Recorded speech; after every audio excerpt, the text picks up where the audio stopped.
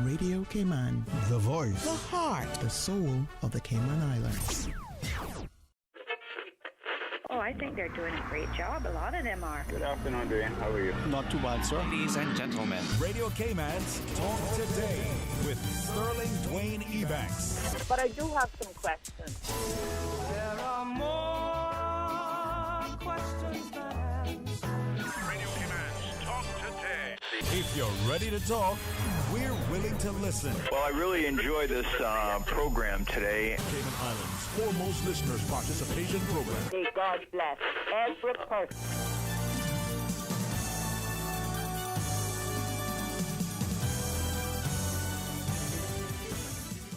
Hey, good afternoon and welcome. Thank you for joining us on another fantastic Friday's edition of Talk Today as we look forward to another rainy, productive, enjoyable, relaxing, rewarding, who knows, invigorating weekend.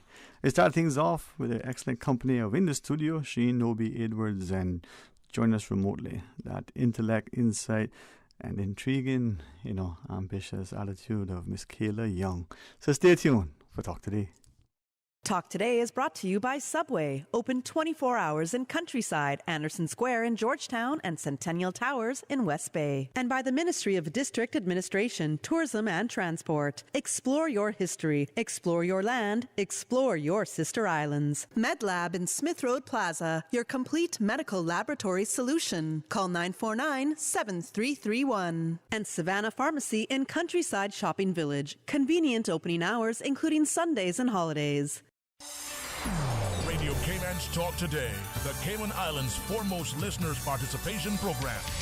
We ask our listeners to avoid statements or comments which are abusive, derogatory, malicious, or defamatory. Do not use any indecent language or make any statement which is false or misleading. Email talktoday@candw.ky or call 1-800-534-8255. Courtesy of Flow, Cayman's #1 network that connects you to your world like never before. Let your voice be heard.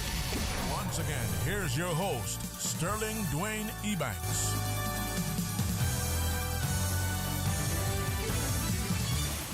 Good afternoon and welcome, and thanks so much for joining us as we invite you to be a part of our discussion.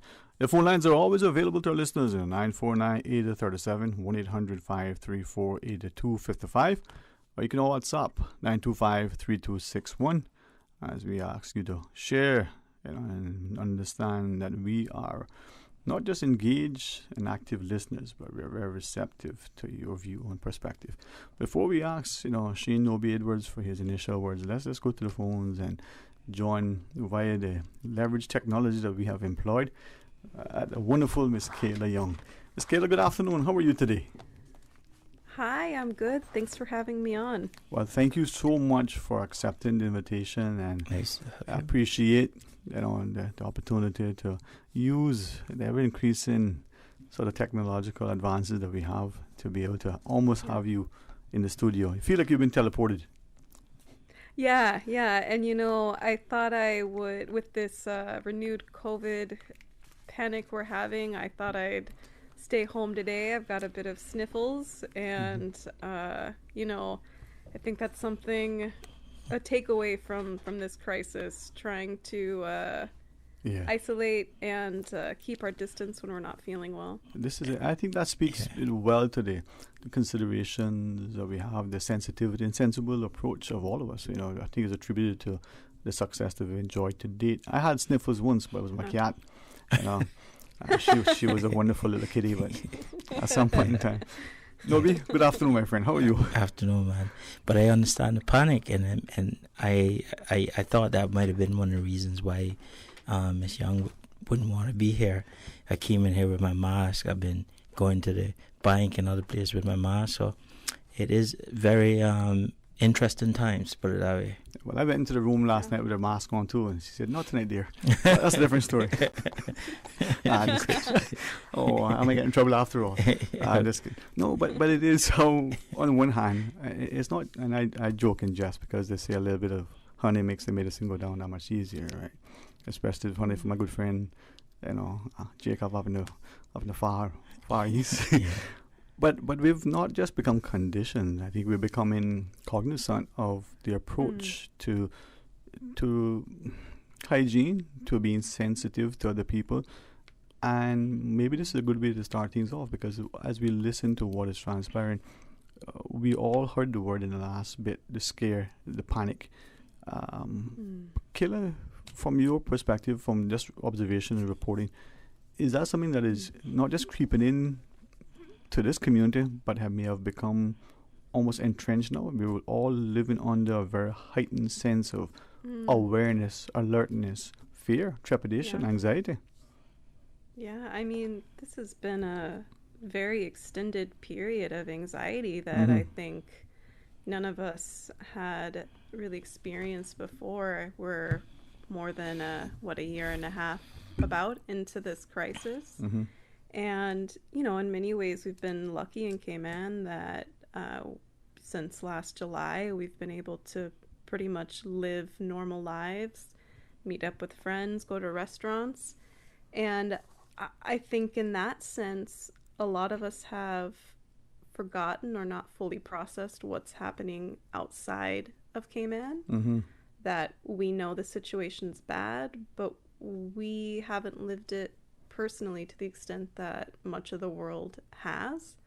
Of course, you know, there's been a lot of unemployment, but we've been fortunate not to have that wave of deaths and hospitalizations. And so, I mean, this is really a reminder to us that this is real, and it's easy for it to sneak back into the community, that we're dealing with new variants that we don't fully understand yet. And so I understand that there is panic and fear in the community right now, but I think people should also be reassured that we do have a very robust response system here. We've done much better than most of the world, really, in keeping this out of our community. So I think people should try to hold off their fear and their judgment until we hear later in the day what the update is. Avoid that panic shopping. And, you know, just, try not to jump to the worst conclusion and until we're more informed. Indeed. Nobby? Yeah, well, I think Kayla kind of hit it right on the head.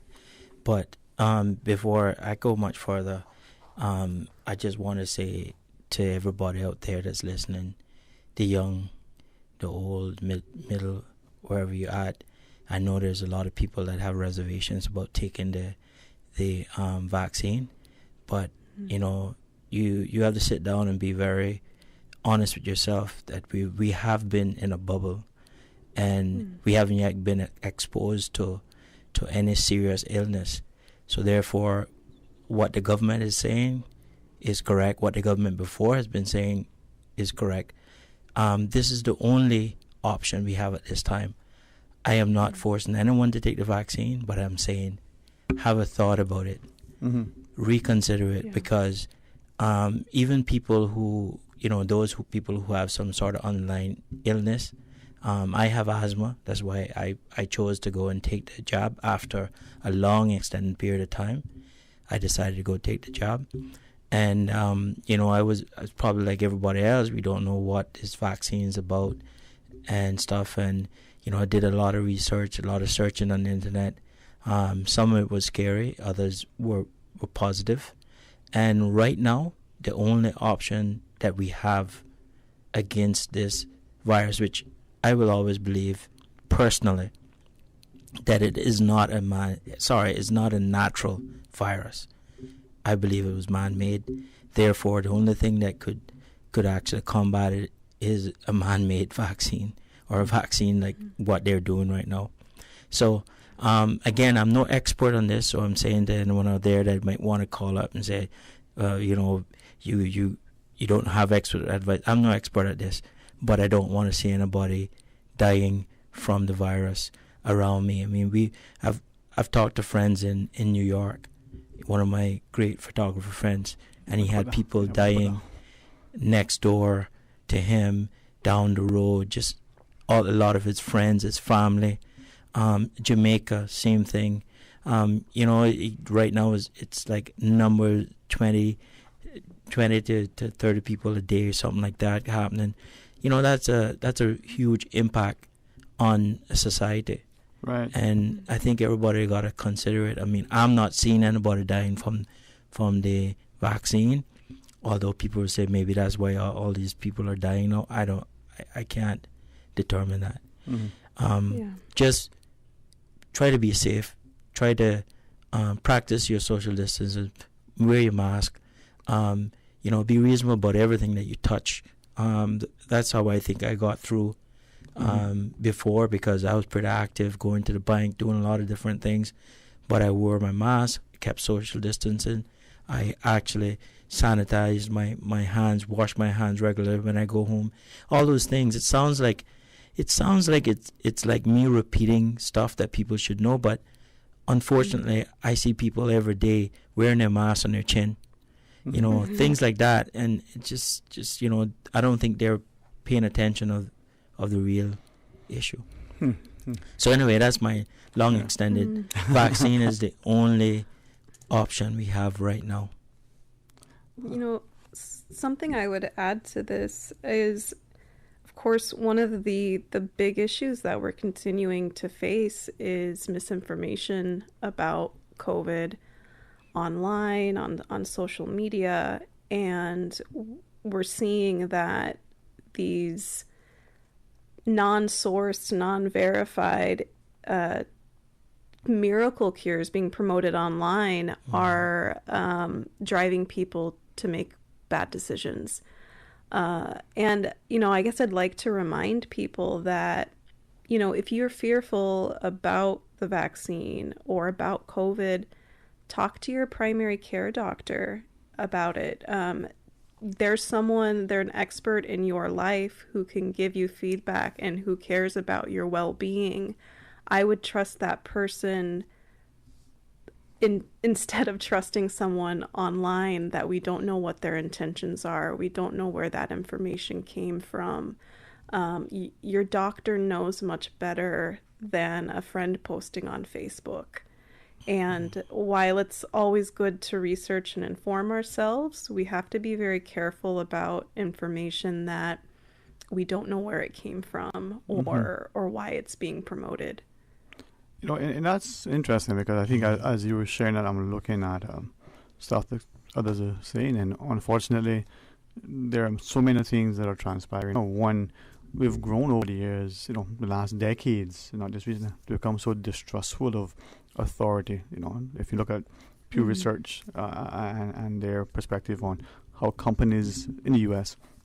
were viewed in the 50s, 60s, 70s, and going forward, that level of trust they had in this leadership has decreased significantly. Same with politics and governance, same with everything, So maybe when we come back from this first break, we can get people to appreciate that there's a level of responsibility on our part, both in what we say and share, but in also in us to do that due diligence to verify things, trust but verify, and be sensitive and sensible about where we are. All right, so we got in the studio Shane Nobby Edwards. We have online, joining us. I must say remotely, because she sounds like she's sitting right next to us, Miss Kayla Young. So please stay tuned for Talk Today. Freedom, Cayman Rack. Freedom, Little Cayman. Soft breezes, blue waters, no traffic.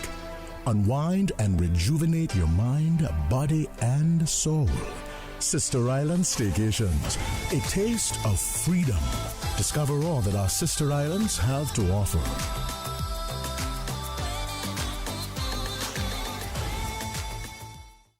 You see how hard it's raining? Yeah, and I don't have time to fight traffic and get my lunch from Subway. I have so much work to do. Why don't you order Subway by using the Let's Eat or Bento app? Save time, stay dry, and get your sandwich fast. I never thought of that. Great idea. I'm going to order now. Order me a veggie pizza while you're at it. And a cookie platter for the office. Too busy at work or home? Is the rainy weather stopping you from dining out? Order your favorite Subway sandwich, wrap, or pizza through the Let's Eat or Bento app with fast and reliable delivery. Subway, eat fresh.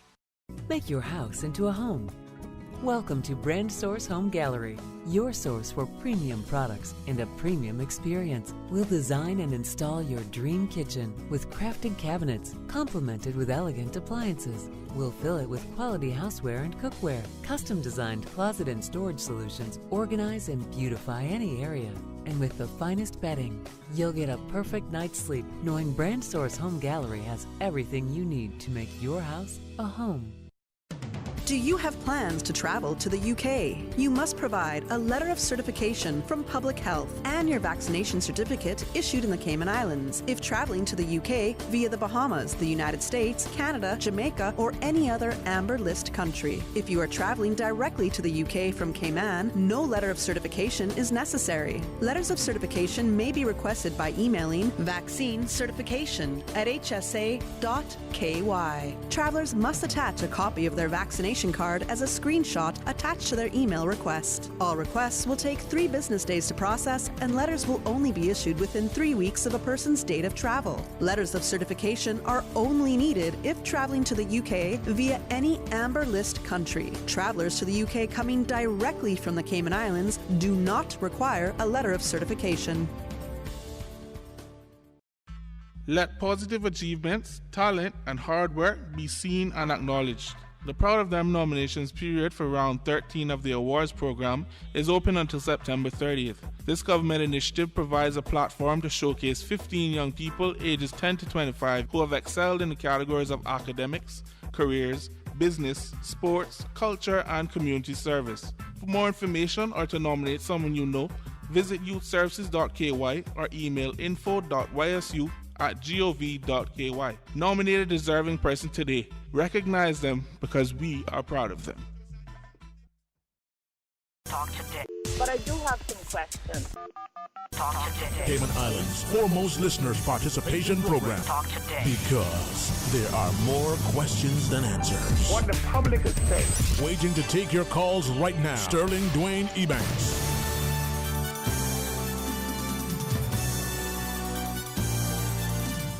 Hey, good afternoon, welcome back, and thanks for joining us. Thanks too, not just for listening, but for our guests for coming in. And lunchtime is our last time, and just that, time to have lunch. We're in the studio, and Shane Nobi Edwards, and on the lines, Miss Kayla Young. I really, really appreciate this chance to get people to think, and to think pensively, and to ask questions, but to respond in a civil, responsible manner. Miss Kayla, Nobi, you go ahead. Well, the one thing that I just gathered from listening to Kayla a while ago was going online and getting all this false information or what have you, and that comes because of people having their freedom of speech, especially in the U.S. Right? They have so much freedom of speech that they can say what they want. We haven't heard anything about what's happening in Cuba, right? Because they're not gonna. I don't think you're gonna get much of that going out on social media or online somewhere. But everybody's active doing all this research. So coming down on my end, I'm hoping, because I think us coming on the radio, we're exercising what we would say, or I'm exercising my freedom of speech on things. And what I'm going to say right now, I know I'm going to get probably shot down for or something like that, but I'm gonna be honest with my overview of what I've been experiencing. Somehow or another, the previous administration, I felt more comfortable when I listened to what they were explaining, or the information that they were putting out there in regards to COVID and everything. Right now, I just don't even have the interest to listen to the show when they're talking about all the stuff. The last 2 press conferences, I just can't tell you that I was happy with what I heard. Other than that, I think we're having these breaches that are occurring right now. And, just be honest with you, I think breaches probably were occurring from before. And, we probably never heard about them. Now we're hearing about them. I don't know why all of a sudden, because this thing has been working pretty good, apparently, over all this time. And I just want to be clear. I'm not for any administration. I don't follow any of the governments in place. I'm just being honest as an individual in the community and listening from my perspective, right? I honestly believe that it's very difficult to manage people that are coming in and keeping them in a quarantine facility. That's a very difficult task. And I do commend the government for everything they've done in that respect. I do think that there could be a little bit more communication with the people, the property owners that people are being quarantined in, because when we switched it from being from a government regulated facilities to individuals, it became a case where most of the breaches that we've heard of are from other individual places. This is a concern. Of course, this situation just occurred. We're saying that it's because of this person's coming from Jamaica. Are we sure about that? Are we certain? It could have happened somewhere else, because we've had a lot of other breaches. But I think with us having so much people vaccinated, we're probably have been protected and nobody has had any signs. There's a bunch of variety of factors, and I'm not here trying to scare anybody or anything. I'm here to say, this is not an exact science, and I do commend what they're trying to do, because we have to open back up the tourism sector. There's no doubt about it that the tourism sector have to open back up. Not because I'm in the tourism sector, but because the tourism is a main pillar of our economy, and we cannot I don't think our government finances could continue for too long or too much longer without opening back up that sector, right? So that is a big part of the reasoning here. So people have to be prepared for it. We have tourists visiting. They're going to be all around. They're going to be in every area that you go to. So right now, it's either you're going to try to protect yourself on a level of wearing your mask, social distancing when this all opens up, or you're going to go get vaccinated. I think getting vaccinated is probably the best option. Ms. Gila, if you wish to join us, jump in. Go ahead. I think that this new administration is in a very difficult position because, we're more than a year into Cayman's borders being closed. There's a lot of fatigue around the restrictions. People are eager to get back to normal, which is, I think, a doubtful goal to achieve. But, one of the big successes we saw under the last administration was controlling COVID in the jurisdiction. And that, we came into this with very strict measures. Of course, there was a lot of opinions, criticism that some of the measures were draconian, but after we came out of our extended lockdown period, we returned to a life of pretty broad freedoms in our day-to-day activities. We're to a point where we've forgotten what that was like. We've forgotten the severity of what we're facing, and I think that's why we're seeing these breaches in protocol that were mentioned yesterday. People visiting friends and family in quarantine. I don't think people are processing how serious a violation like that can be, because we haven't had the death and suffering here that other jurisdictions have had, and now we're facing the consequences, the scares that we're going through right now. Sorry. Go ahead. No, go ahead, please. Sorry. Go ahead. Well, no, I look back on the Skylar Mack case, and there was a lot of outrage at that time. And now we're hearing that there were, more than 30 breaches in the past month. Where's our outrage and our upset now about those violations? Because those are also risks to our community and to our Right. public health. Yeah. But then if there were breaches, right? So and you- they're not being So you get what I'm saying, right? They weren't reported. That's why people didn't know about Yeah. them. And the reality is that we're going to make it look at which I don't think it's fair for us to be saying, oh, well, it's coming from Jamaica, right? Because you know that's one case, and we've had all these other breaches. Anything could happen.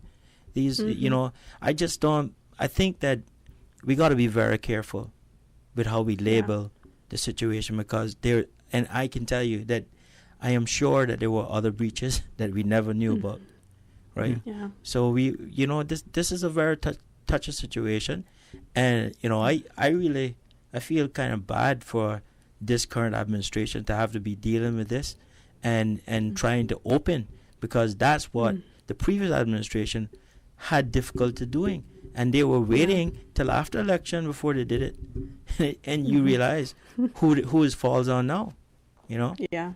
So that's a difficult thing. So you know, although I'm pointing out about certain things, I don't want the current administration to think I'm trying to be critical of what they're doing. I totally understand, but they need to know that people out there like myself and others are actually still looking at this and concerned about their safety and their health, you know, and they're analyzing it as well, because I have a lot of friends that haven't yet gotten vaccinated, and they might not get vaccinated.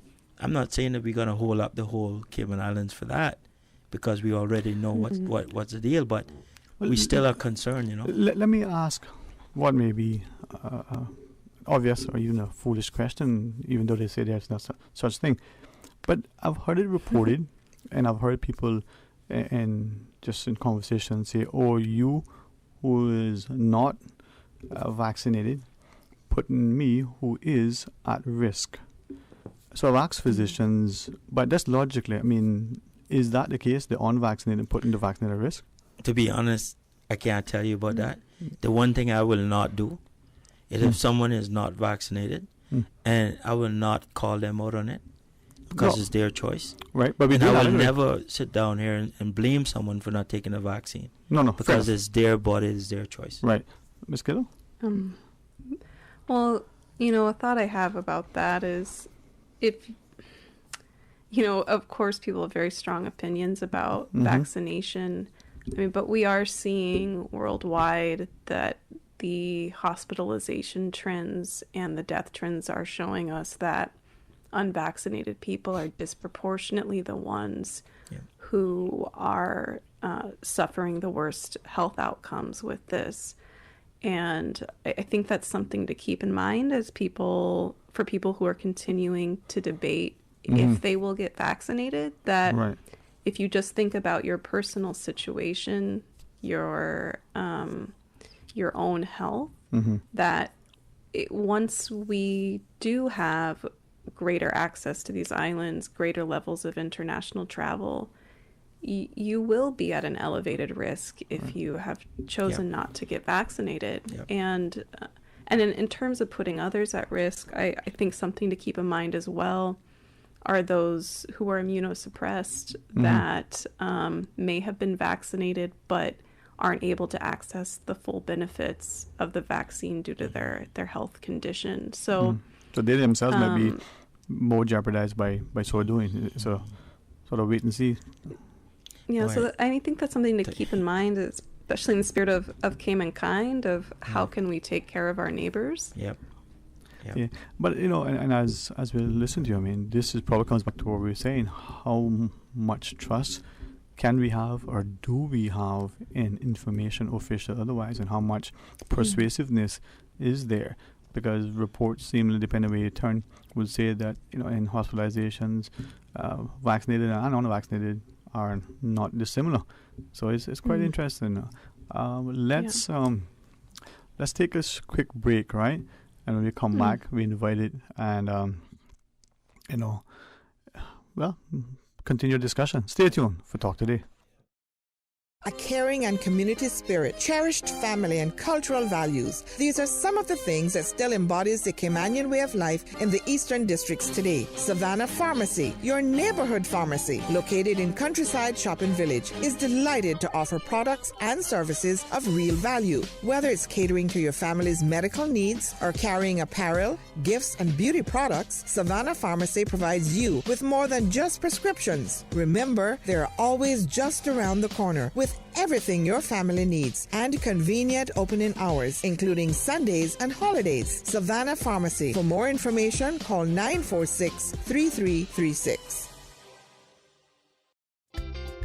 For medical lab services in Cayman, go straight to MedLab. For a full range of medical services, pleasant, clean and comfortable environment, no long lines and affordable fees, visit MedLab at the Smith Road Plaza. Open Monday to Friday, 8:30 a.m. to 5 p.m. and half day on Saturdays. Call 949-7331 to make your appointments. For medical lab services in Cayman, MedLab. Ask our professional team about the benefits of cutting-edge technology with MedLab's new state-of-the-art digital mammogram machine.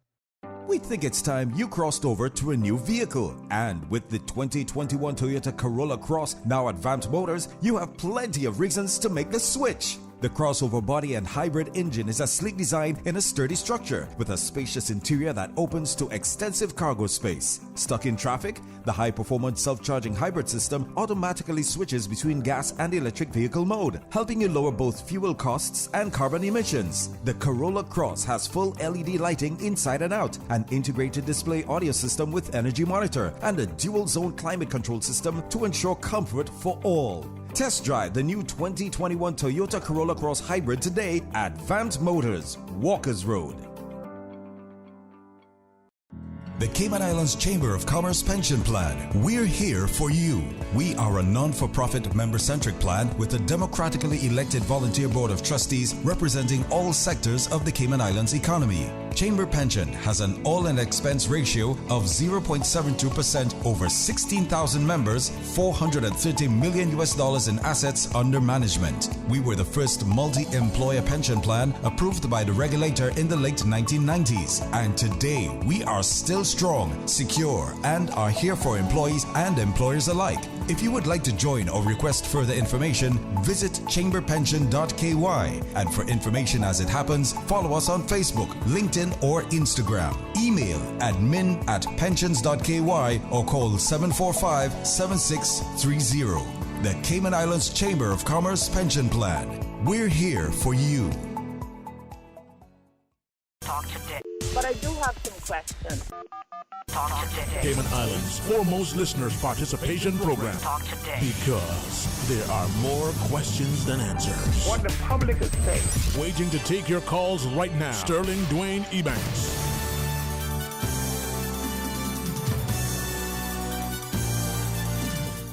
Hey, good afternoon and welcome back, and thank you very much for joining us. In the studio, Shane Noby Edwards, and on the line, leveraging and utilizing the great technology that exists. I can say what you want, but the country has invested and continues to invest in its infrastructure. So we have Ms. Kayla Young. Hey, thanks very much for being a part of our discussion, Ms. Kayla. Thank you. If I might ask, though, going back to this whole discussion, and I think for me, in a way, and hopefully people don't accuse me of trying to be intelligent and the like, because I always want to learn, right?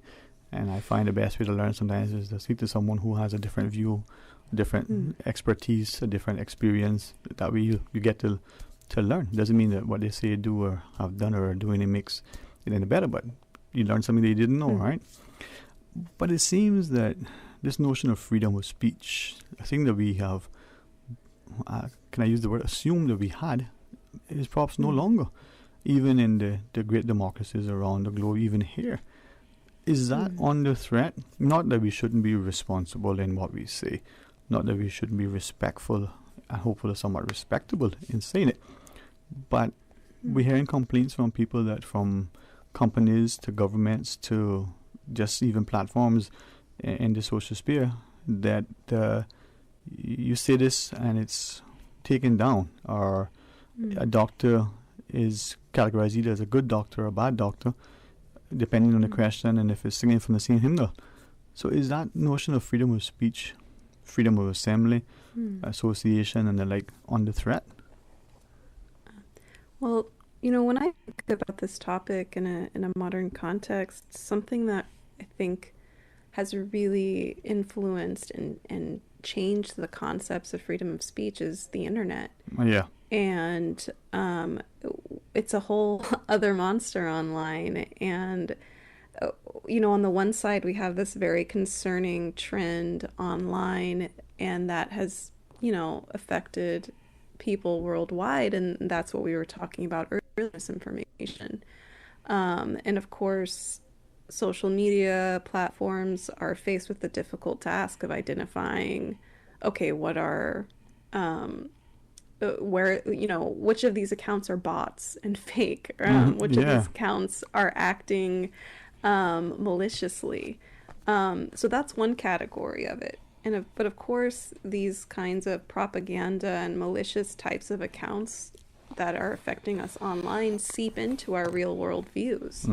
And, you know, you hear something frequently enough and you start to take it seriously, even if it's not founded. And I think that has really complicated the concept and the task of protecting free speech. Because, you know, what do you do when someone picks up bad information online and wants to share it? You know, I mean, that is their freedom to share their opinion. You know, but it's concerning when you see how this affects the public discourse. It's a very difficult issue to navigate. Yeah, well, then so go no here. I was laughing there because I tend to put some misinformation on Facebook too. When you have you post a lot of, sometimes I post some, you know, what I say, foolishness, right? But you know, you're right. You know, you get bombarded by things, and I get a lot of people, you know, friending you, and then they start talking to you and ask you stuff, and you have to be mindful of whether they're trying to, you know, scam you, or they're trying to duplicate your account. It just seems like social media is so unreal, and that's one of the reasons why I think a lot of people shouldn't be believing a lot of the stuff that's out there. But unfortunately, they believe it. But so does that come back down to us being people with a little bit of, can I use what one elderly, very, very, I mean, amazing lady, she said, you know, the problem in this world is people don't have enough sense. So do we need to be a little bit more informed, a little bit more sensible? You read something and, you know, you trust but verify. You just don't accept it. It doesn't matter who's saying it. You know, to be honest, I didn't even know that that there was a lot of scamming going on until I started to work in the compliance world, and then I realized how much scamming can go on. I mean, like, it could go from a small thing to a huge thing, and a lot of people here have been affected by scams. Okay, I want to ask Ms. Kittle, you were going to jump in. Well, yeah, I mean, I think something that would really go a long way for people of all ages is promoting media and social media literacy campaigns. Right. Because the way information is spread has changed substantially over our lifetime and over, you know, even just the past decade or two. You know, you used to get most of your news through a newspaper, a magazine, something that's in print. And there is a certain trust to that, knowing that if this is put in print, it went through some kind of process to get here. That's not the case online. It's democratized information in a way that anyone can set up a platform, which is why I warn people about, you know, really think about the source of this, or do you even know what the source of this information is? But I think something that would really empower people would be to connect them with more media literacy resources. How do I navigate a post online and analyze it to understand its origins and to break down what the biases or motives of this publication might be. Mm-hmm. I mean, we even need to do that with established media sources that we trust. Exactly. And, never rely on one publication for as your sole source of information, whether that be a newspaper or Facebook. We need to spread out our information sources, but also vet the information sources that we're relying on. Yeah. But is that the challenge, though? Because as I listen to, I'm thinking back to the way back when, and I had hair and I was in school, we would look at research, and there were a number of things that you sort of, I guess, instinctively but were instructed to do. Who's funding this research? Is there an objective, impartial entity behind it? Look at the source of the data. Look at these things. So there were little things that were placed on the graphs that made you know where it was coming from. Yeah. So are we not sort of teaching, even though we've asked our educators to instruct their children so that they become critical thinkers and learners, and worse, when that happens and that child is now an adult or even a child is asking questions, we quickly malign them by saying, oh, you're a conspiracy theorist, you're a troublemaker. Well, I think going into another little area here is that one of the things that we're tending to do nowadays is rely on a text or a message rather than actually talking to the person individually. And I always say that is like a lot of times now, if I call someone, they don't answer the phone, but they'll text me back. And if they text you back, I can guarantee you that texting back, the information is not going to be complete because they don't have time. So if you want to ask a question to clarify the point or of something they might have said, you'll never get that answer correctly. It's always better to actually talk to the person. So gone are the days, just like you said, with other media sources being vetted properly and the information was checked before they put it out. Nowadays, gone are those days. And gone are those days of people actually calling and talking to people. And it really annoys me personally that people don't answer their phone. They want to text back and forth.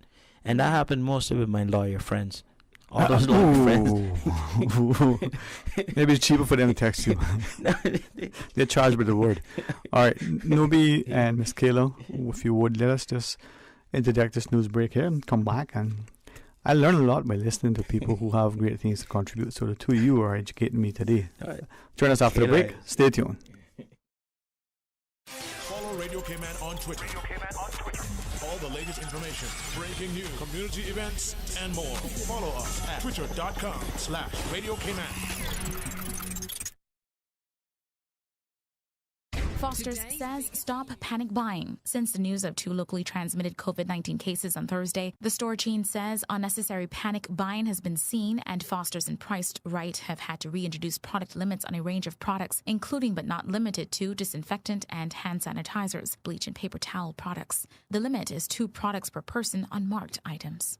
Turning to international news now, the UN has condemned the Taliban for what it called an increasingly violent response to dissent weeks after the group's rapid takeover of Afghanistan. The body said Taliban fighters killed 4 people during recent protests. Demonstrations have taken place across Afghanistan since the fall of Kabul on August 15th, demanding respect for women's rights and greater freedoms. Taliban fighters have used batons, whips, and live ammunition against protesters, the UN said in its report. The Justice Department on Thursday sued Texas over a new state law that bans most abortions, arguing it was enacted in open defiance of the Constitution. The lawsuit, filed in federal court in Texas, asks a federal judge to declare that the law is invalid, to enjoin its enforcement, and to protect the rights that Texas has violated. Attorney General Merrick Garland said at a news conference announcing the suit, the act is clearly unconstitutional under long-standing Supreme Court precedent. And France has become the latest European country and the most significant tourism destination to remove the United States from its safe travel list, following EU recommendations in the wake of a U.S. COVID spike. A French government decree issued on Thursday bumped the United States and Israel from the country's green list down to orange, effectively prohibiting non-essential travel to France for unvaccinated visitors. Those are your latest headlines here on Radio K-Man. I'm Shanda Gallego. For the latest in news and information, follow Radio K-Man on social media, Facebook, Instagram, Twitter. Download the Radio K-Man app or log on to our website, radiokman.gov.ky. Talk today. but I do have some questions. Cayman Islands' foremost listeners participation program. Because there are more questions than answers. What the public is saying. Waiting to take your calls right now. Sterling Dwayne Ebanks.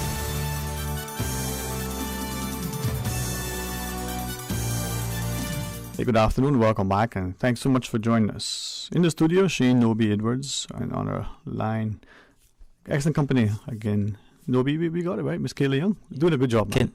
Can I just do a shout out? Can we do it by song? Come on, do it. You go ahead, do it. Hey, just want to say happy birthday to the one and only Tubbs Graham Rankin.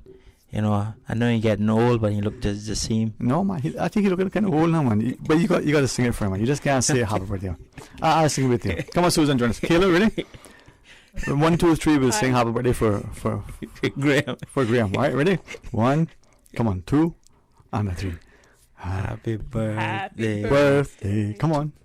Come on, guys. Come on. You can't be in it. All right. Come on, Susan, let's go. Join us. Ready? 1. No, we'd have to sing today. No, hey, it's a Friday. Fridays, there are two things happen on Friday. And this is a special guy, you know? He is special. Yeah. Graham is special. So, Graham, see, this is the kind of love that Nobi has for you now. I mean, you thought it was only... okay, ready? Let's go. On 3. 1, 3. 2. Happy birthday to you. I'm the only one.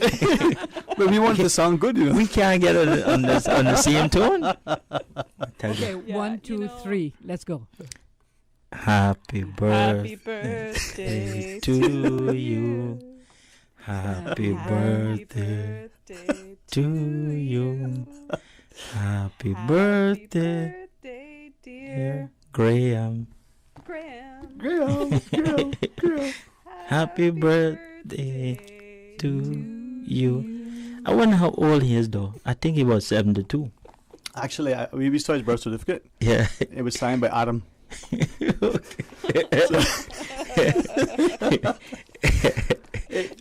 Quick disclaimer. Can we lock the doors? Make sure he doesn't get it. No, man. This is not really about making fun. It's just that Graham is one of those guys, and I made that point earlier. Yeah. One of the only people that I know that always answer my phone call when I call, and that's Graham Rankin.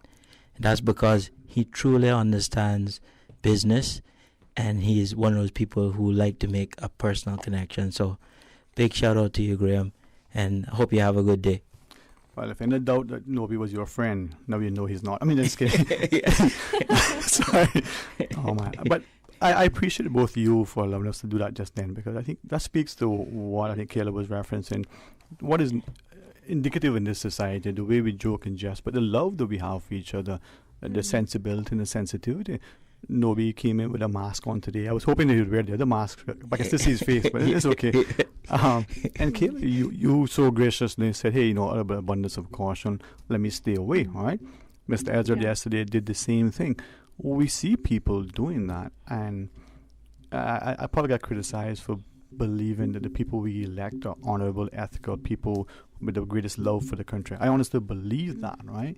And we see the successes, but I think it comes down to us as a society thinking and believing that if we do it this way, this makes the best consequence.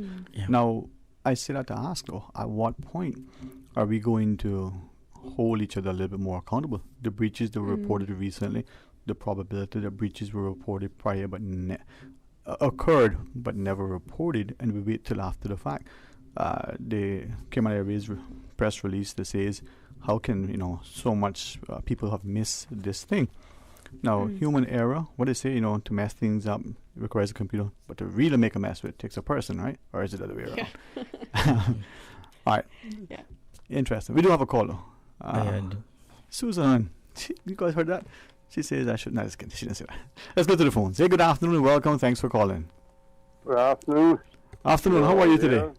Myself, Sterling Green, and your guest there. Afternoon.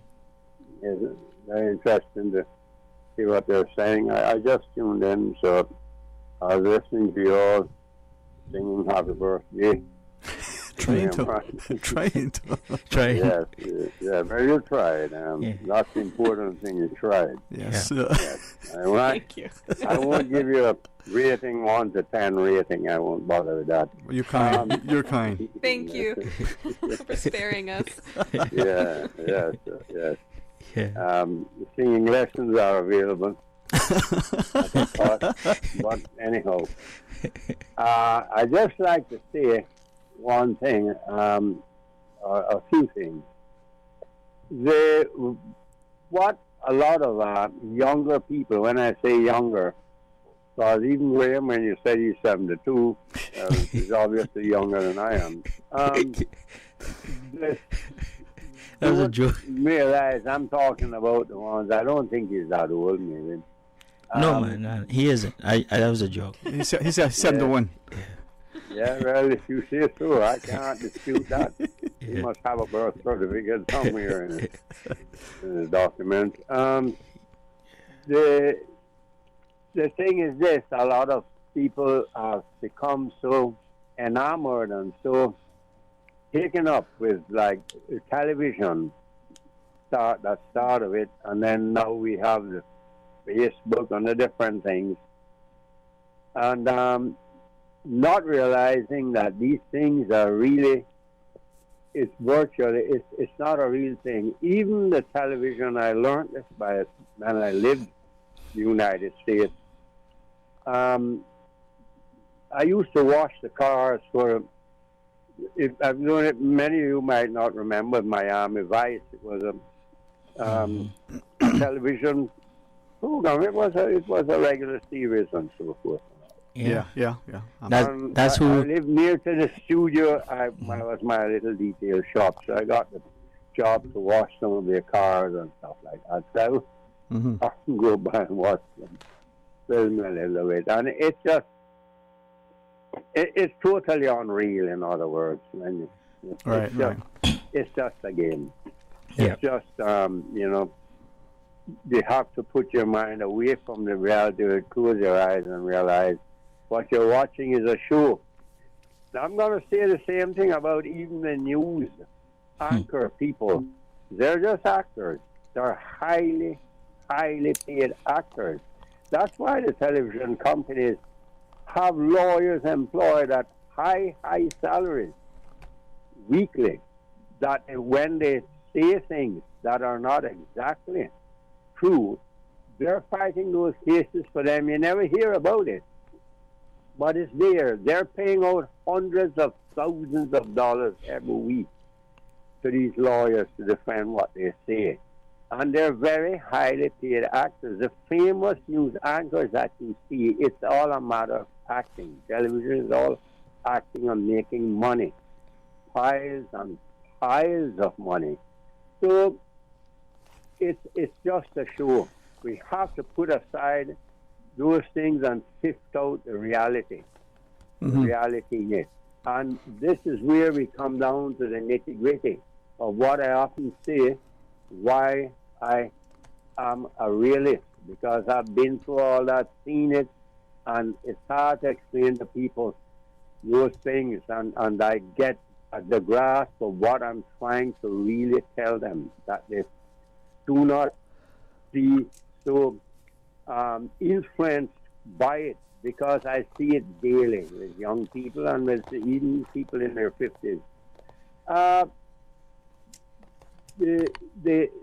The things about sending out messages and telling people. First of all, I just like to say, remember, tomorrow will be 20 years since 9/11 in the United States. That infamous, that very infamous day, and all caused by a failure for a slight time in not looking at who you have coming into your country and who you're calling refugees and so forth. And it happened. Anyway, we won't go into that, but we have a situation here where we might have to be watching out for the same thing, because we know what happened recently in Afghanistan. It does make a difference. It's going to make a difference in a short while for everyone. But with regards to all like the COVID thing, what I've said before, and I keep repeating it, and you might get bored and it might be tedious and repetitious, but courage. We have got to have the courage to say to people, you are going to do this, because the wishes of the majority must supersede, I repeat that, must supersede the wishes of the minority. Don't care how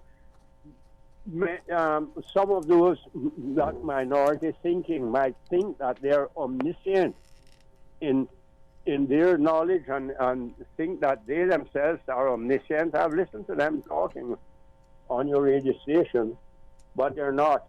They're not. And the wishes, the simple wishes of the majority must rule. The government may have to come down to a stage where they say there are human rights and there are rights to everyone, but the right of the majority must prevail. And if we need to do that to protect our people, you'll have to say, well, listen, we're going to have to be vaccinated, those who can be vaccinated. It's very simple. In my opinion, it's very simple. You're going to have, you stay home. You stay home. That's it. Don't get out there and risk their lives and risk others who we know nothing is perfect in this world. You'll see perfection if you get to heaven. But we can get our people safe by being sensible. God wants us to be good, but not stupid. But we can get our people safe if we decide that the majority must prevail, and we will have to listen to the government, and we might very well go to a system just like we had last year. We had to obey all those restrictions. We did, and we pulled through. We might have to say, you will have to be vaccinated. If you want to get a job, if you want to go to certain places, if you want to do this. If not, you will face the testing every week. That's mandatory. Right. But if I may then ask you, though, if I may then ask, as you talk about the majority prevailing, what about the notion of mob rule? There is the majority acting in a certain way, but in that sense, is that the thing that we want? Is the majority right in that instance? In what rule? You know, you've got a mob of people doing something, they're all caught up in it. Or even on the flip side, we've seen the instance where the majority of the people stood by and watched someone being bludgeoned to death. Nobody did anything. And this is a real thing that happened, sadly so long ago that we forgot it, but it was all seemed to be yesterday. With the majority doesn't necessarily have to be right, or is the majority right all the time? You won't find a whole society or a country, and any decent country, enveloped in mob rule. I understand what you're saying. I've never seen it happen that all of society in any country have suddenly got up and as a mob did something wrong. I've never seen that. I've never seen that. So we're talking about maybe a certain band of people in a city get up and say, well, we're going to tear some statues down and something, and all for political reasoning. But we don't see it by the majority of the people. But when we're talking about what I just said, it would be for the majority of the citizens or the people who are resident here, whether you're a citizen or not. All right. Well, when we come back, I appreciate what you're sharing, and maybe when we come back from the break, could be, if our guests are so inclined, maybe ask about mandatory stuff. You're mandated to do this, whatever this is, right? Appreciate that caller always leaving us with some pensive considerations. Kayla, to you and Nobi, if you would just be so gracious, join us after the break. Radio Cayman is pleased to feature this special Sister Islands historical vignette, brought to you by the Ministry of Tourism and Transport. Explore your history, explore your land, explore your Sister Islands. Darby Bernard Tibbetts, MBE. Bernard Tibbetts has spent his life serving the people of Kimmebrack. In his youth, he communicated with the island's ships by radio telephone, keeping seamen in touch with their families. He later became a wireless operator and was transferred to Cable and Wireless when it took over telecommunications in the Cayman Islands. In his 45 years working in communication, he undertook private study, enabling him in his spare time to do photo processing and repair the island's cars, trucks, radios, refrigerators, and air conditioners. He also established a family retail business.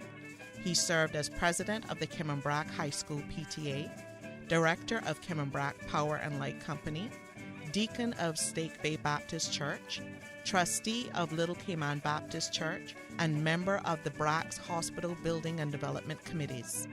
In 1983, he was honored by receiving the MBE directly from Her Majesty Queen Elizabeth II. Mr. Bernard sings and plays music and has written a number of gospel songs and tracts, as well as a paper about life on Kimmebrack before the modern era.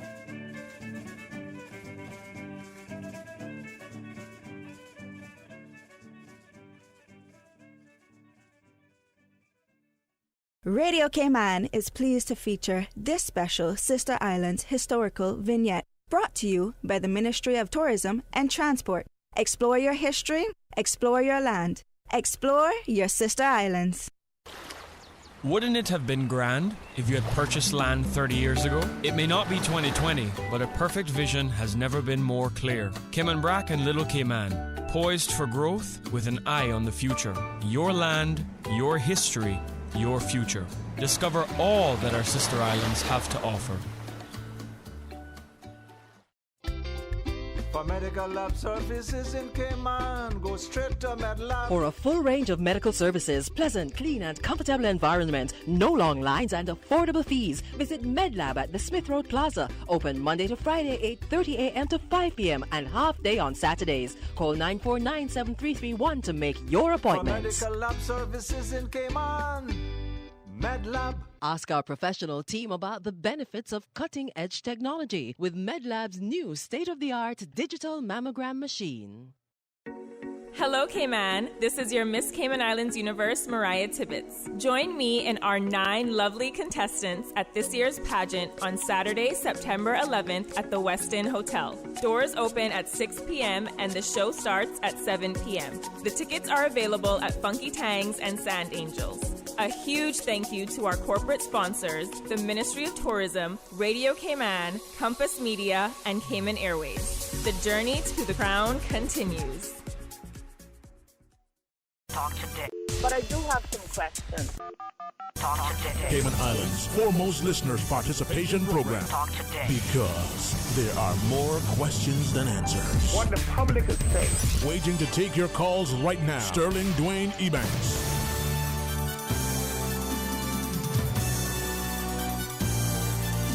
Hey, good afternoon, welcome back, and thanks for joining us. And thanks to Nobi for coming in the studio, for Miss Kayla Young for joining us remotely.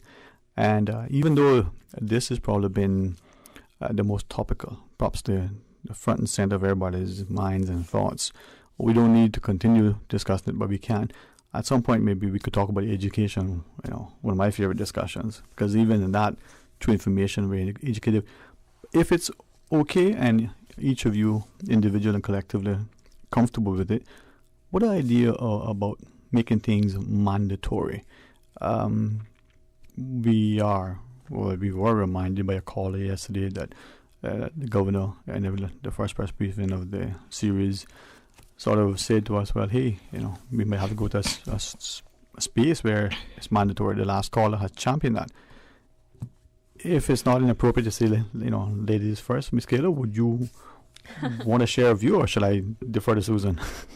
No, it's fine. I mean, this is a really interesting topic right now, especially after the announcement we saw in the United States, right, about companies with more than 100 employees needing to either vaccinate all employees or have them test weekly for COVID. And of course, those kinds of announcements are going to resonate very differently with different people. the anti-vax holdout is very set, and a lot of them in their opinions on this. And of course, the fears about how far government can stretch its arm are legitimate. We do have to keep an eye on governments and keep an eye on the extent of their powers. But I think whether there's an actual mandate or not, we're still going to see that. I think that vaccinations will become more and more necessary for people to be able to participate in the full spectrum of society. We take into consideration that private businesses have their own right to set up the rules of accessing their services. To say that, we want certain protections in place if you're going to sit in our restaurant or shop in our store, or if you're going to fly on a plane. So I think whether a place like Cayman would implement mandatory vaccinations or not, in a functional sense, they are becoming more and more mandatory in a sense, unofficially. Right. And then employment, we were seeing that similar businesses are either, if I understood what the media reported the U.S. president is saying, we're going to encourage businesses to make it part of their thing as well. So I have a private property. I can license the person to come under the conditions in which they can come on and enter my private property. But employment, you want to work for me? Well, you have to wear this particular dress code. You have to abide by this. Is an injection, vaccination, or some other protocol, a far stretch from that sort of thing? I mean, we have to have a license to drive a vehicle, or a certain license to drive certain vehicles, or a license to do this and that. What's the difference? I think back to when my husband and I were living in the U.S. and he was applying for his green card. He brought his vaccination history with him from Chile, where he's from, and to qualify for the green card, he was required to get all of those vaccinations again because the U.S. government said that they didn't trust the forms that he was turning in. And so we had to subject him to a dozen vaccinations in a week, basically. And I look back on that experience and I think, okay, so there are certain requirements placed on immigrants, on people moving to new places in order to enter the country. Right. And I don't think most people object to that. Well, in Cayman, it don't seem like that ever happened. There's no foreign thing for anybody coming here. It change every day just to suit somebody. but then to your point though, and I'm not saying this in sadly almost, it's like the criticism we have of media. We only hear the headlines, we don't read the story. All right. Sometimes the headlines maybe are designed just to capture your attention in order to keep it, because we've become so conditioned to have shortened attention spans. But that aside, at what point is a mandatory thing, or a license to do this, will extend? Nobi? Well, basically, my understanding is if you hear the governor speaking about mandatory vaccines, he has probably researched the Constitution. And my understanding is somehow in the Constitution, there is a clause or a section in there that refers to the ability for them to use this vaccine as could be mandatory, right? According to how it's stated. But I don't know the full facts in it, because I believe last time I listened to the first press conference that they did, I think that the premier alluded to that they were researching or reviewing the Constitution when it comes to being mandatory vaccination. Right. But on a personal note, I mean, I don't want to disappoint anybody, but I can't say that I agree with mandatory vaccinations right. for in this particular case, right? I can't say that I agree with it because I think people should have a choice of what goes in their body. Let's ask that. I mean, I guess we understand, sometimes I guess from media accounts, that under public health legislation there are a number of things that can be used to bring people to certain spaces, right? Yeah. But again, for mandatory stuff, a mandatory vaccine, mandatory abortion, where do we draw the line that something is mandatory today and something else could be mandated tomorrow? Yeah, but what Kayla pointed out there is something that I think is pretty standard in most countries. If you want to go to the country, you want to live there, there are certain requirements, especially like that health requirements, and you have to get the vaccinations. And this might be something that the government will do, but personally, I can't say within myself that I would, say this is the right thing. But if our constitution is written in a way that it is something that the government can do, then. But should it be? I don't know. That's the difficult part. It is a difficult question, especially when we're talking about something that affects the quality of life of the entire community. And I think that's going to be a big takeaway out of this crisis is how far can governments take their authority and their power?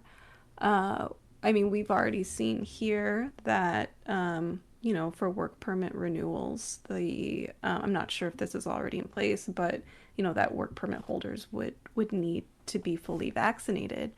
And it seems to me that locals are comfortable with imposing that measure. So I guess something that I'm fearful of is that, okay, if there's this onus placed on work permit holders to be vaccinated, that population might have a much higher vaccination rate in the end than, say, the Caymanian population. So is that going to put a disproportionate risk on Caymanians when we have tourists coming back? That might be the population we see being more affected, since there hasn't been that pressure like we're seeing on work permit holders that, vaccination actually has a direct consequence on your employability.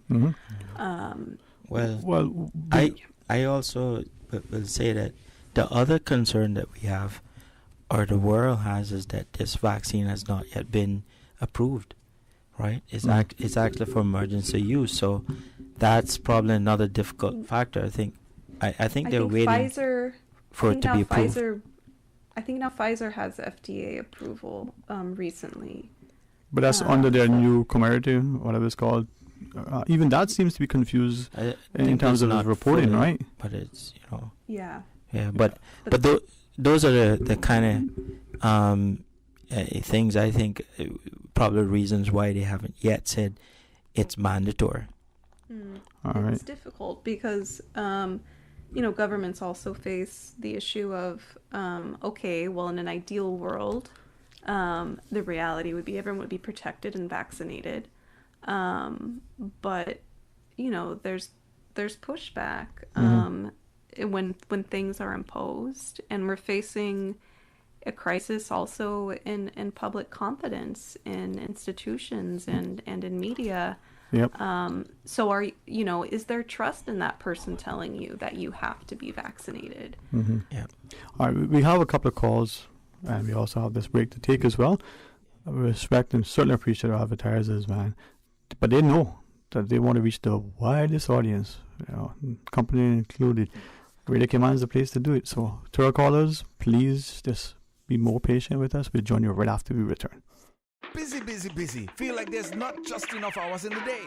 Savannah Pharmacy, service to make your life easier. Now you can WhatsApp your prescription order to 929-5045. And pickup is just around the corner with everything your family needs and convenient opening hours including Sundays and holidays. WhatsApp your prescription order to 929-5045. Savannah Pharmacy, wholesome values with modern conveniences.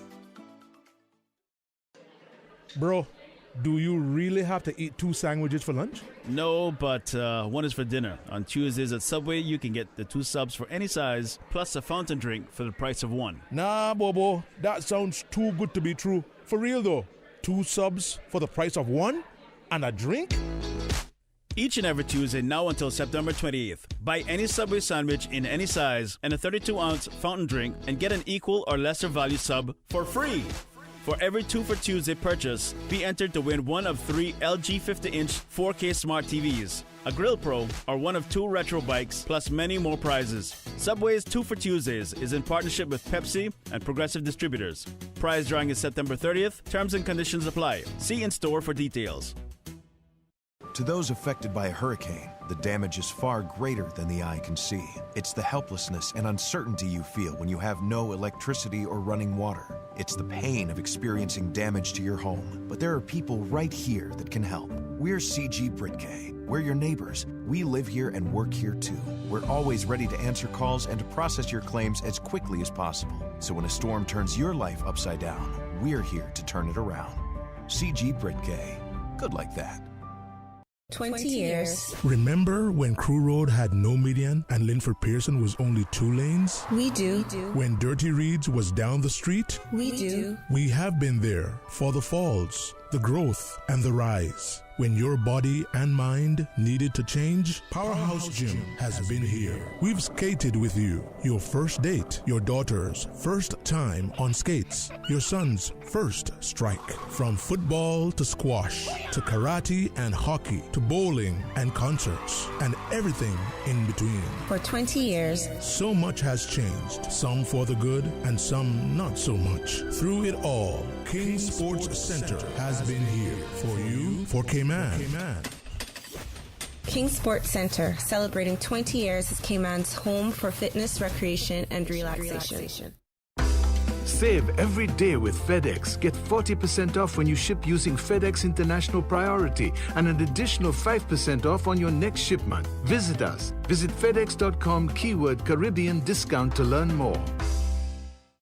The HSA Specialist Clinic has relocated to a new, modern, state-of-the-art facility at Smith Road Center to offer you a better patient experience. Receive care from top specialists in chiropractic, complementary and alternative medicine, neurology, ENT, urology, pain management, and more. Our orthopedic and telemedicine clinics remain at the Cayman Islands Hospital campus. Please remember to bring your own face mask when visiting any HSA location. Visit our website, hsa.ky, to learn more. At the HSA, you matter to us. Had a look at those investment options yet? Too busy. Look at today. Workout, breakfast, take the kids to school, back-to-back meetings, take Pepper to the vet, and she's apparently got allergies now, so... And that was all before 12. But you look relaxed. That's because my money's as busy as you. With RF, you can access the best in local and international investments to keep your money busy, so you can spend more time focusing on you. Contact us at rfgroup.com to find out more. RF, money at work. Talk today. But I do have some questions. Talk today. Cayman Islands' foremost listeners participation program. Talk today. Because there are more questions than answers. What the public is saying.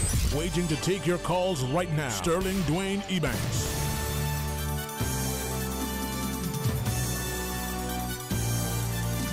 Hey, good afternoon and welcome back.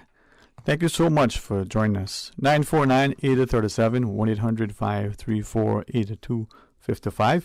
Or you can WhatsApp 925-3261. Join us as our guest today. Really appreciate Kayla Young and Nobi for sitting with us. We do have a couple of callers though. And let's go to the phones. Good afternoon. Welcome. Thanks for calling. Good afternoon, Sterling. Doing good afternoon to your panel there, your guests, whichever you want to term them out. My guest panelists? How about that? My panel guest. There we go. Hello. Yeah. All right. The vaccine, in my opinion, no, it should not be made mandatory. But people should have enough common sense, although that's not too common, to see where this virus is taking us. The protection is there in the vaccine. Yes, you might want to say we don't know what's in it, but do we trust the scientists or doctors or whatever you want to term them as to take care of us when we do get the COVID. But we can't trust them. But we can't trust them to say, well, the vaccine they have created will protect us. Mm-hmm.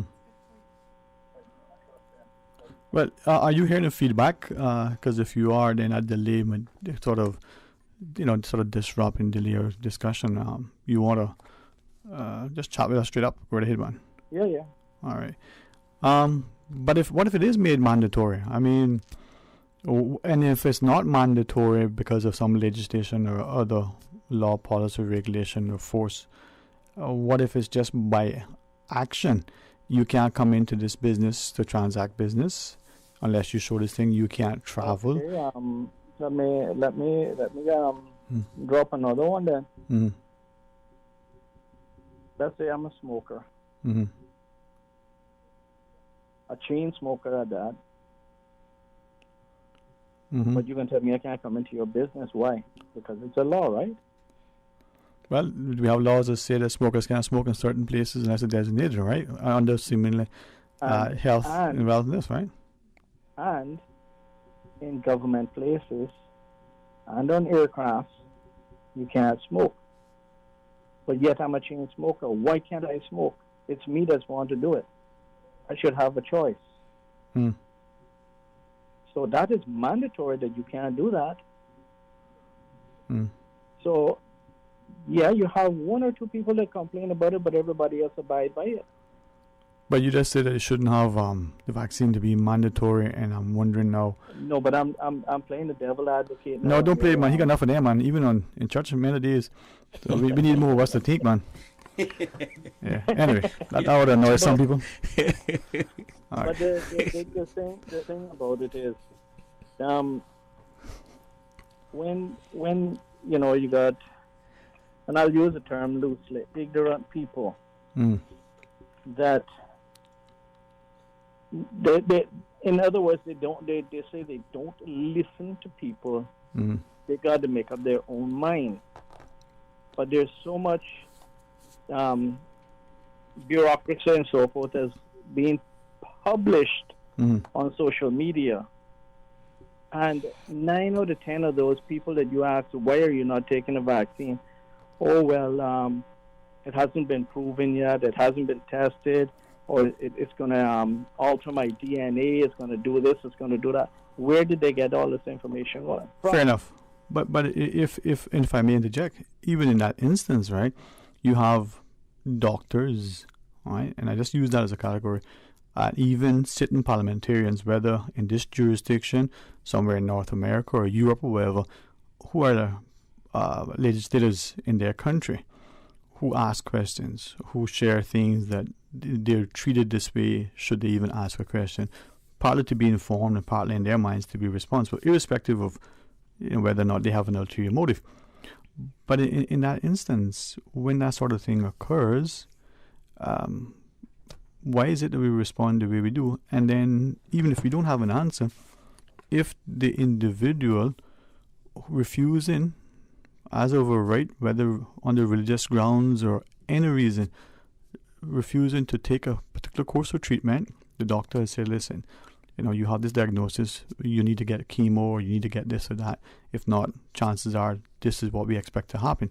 The person chooses to refuse, can legally refuse, and does so knowing that this is possible, what will happen.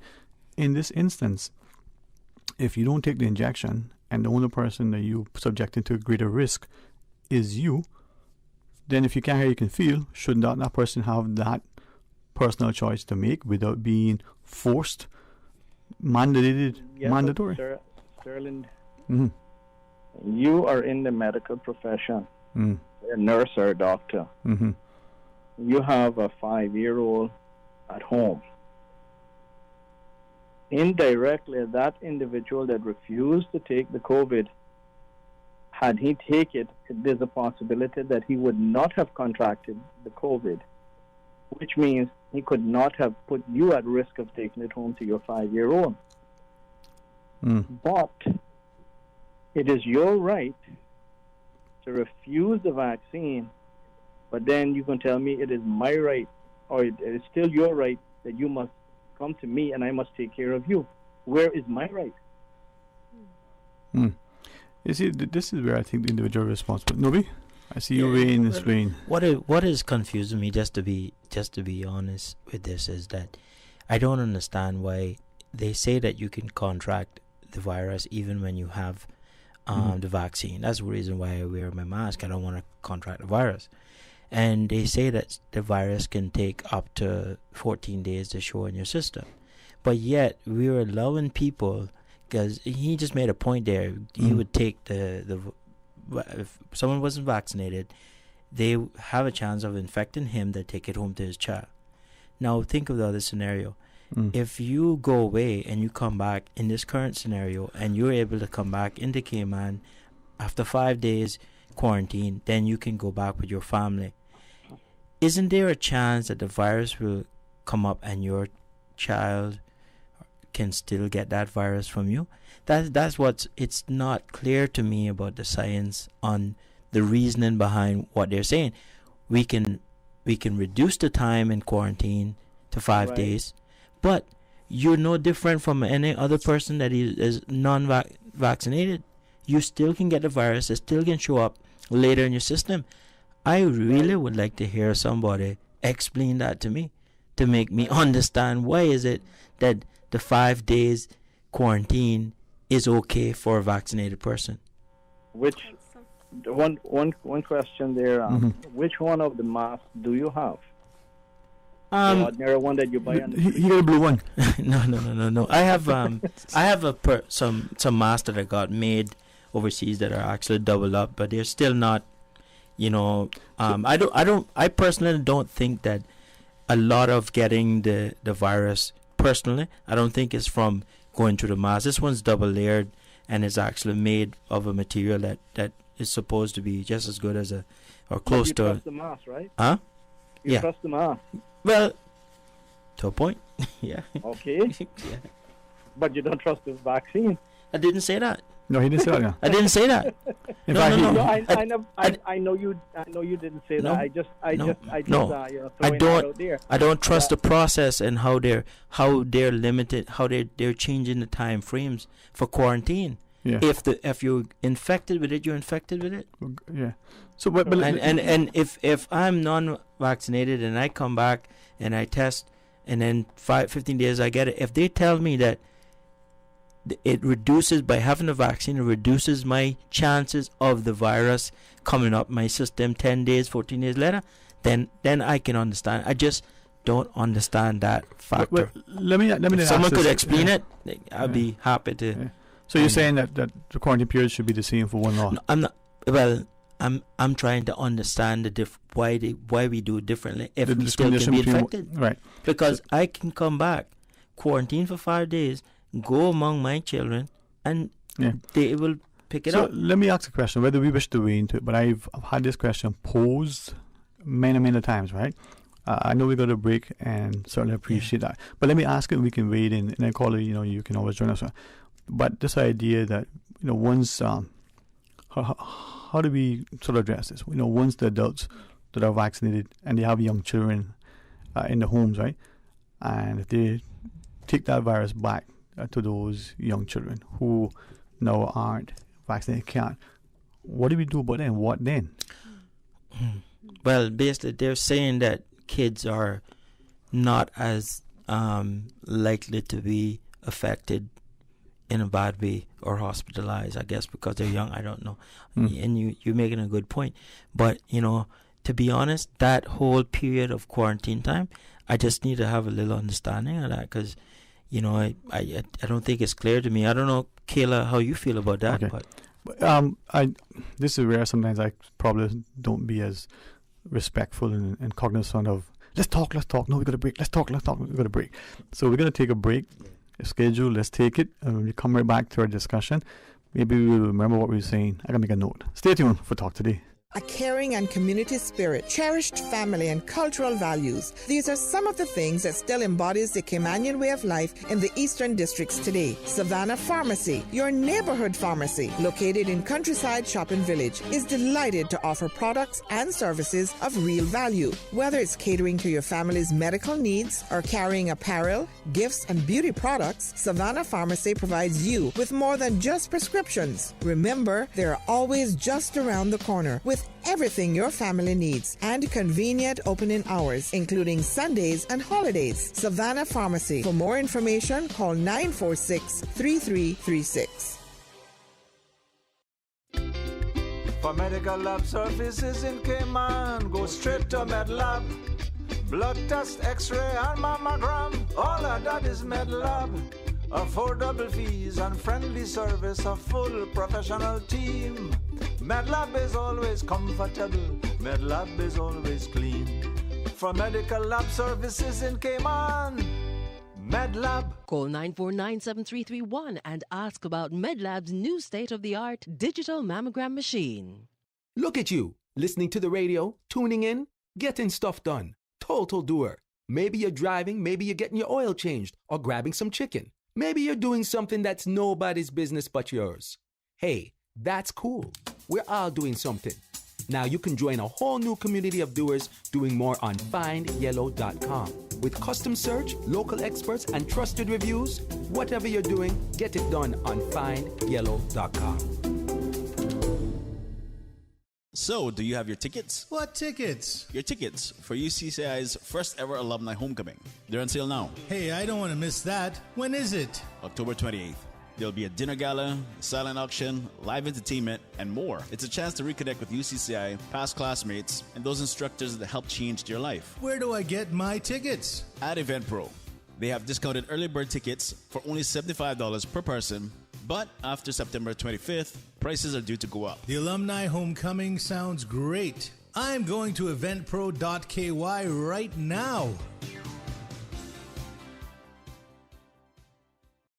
Water Authority Cayman wishes to advise its valued customers and the motoring public of planned works to upgrade the water supply infrastructure along Palmdale Avenue, Success Circle, Mevard Close, and Damascus Close. Preliminary work will begin the week of 6th September. Work will take place weekdays between 8:30 a.m. to 3:30 p.m. The project will last for approximately 12 to 15 weeks. During the course of the works, traffic management measures will be in place, with signs directing the traffic flow. Motorists are encouraged to drive with caution when they are in the area to protect their safety and the safety of the Water Authority's staff. Customers in the area may experience service outages throughout the work. The authority will make every effort to give advanced notice related to outages. Customers can visit our website www.waterauthority.ky for outage notices. The Water Authority appreciates the patience and understanding of its customers and the public as it undertakes these works and apologizes for any inconvenience this may cause. Dress for success and demonstrate school pride by learning and following the National Dress Code policy and the specific dress code for each government school. Under the National Dress Code policy, boys' hair must be cut short and of natural color. Uniform shirts must be neatly tucked in, undergarments concealed, sneakers or shoes black, and jewelry limited to a wristwatch. Take pride in your stride today. View the complete dress code policy at www.education.gov.ky. This is a message from the Ministry of Education. COVID-19 vaccines are the only way forward in reopening our borders safely. Take the COVID-19 vaccine to protect yourself and the ones you love, especially those of us who cannot get vaccinated. For more information on the COVID-19 vaccine, visit www.gov.ky/coronavirus. Talk today. But I do have some questions. Talk today. Cayman Islands' foremost listeners' participation program. Talk today. Because there are more questions than answers. What the public is saying. Waiting to take your calls right now. Sterling Dwayne Ebanks.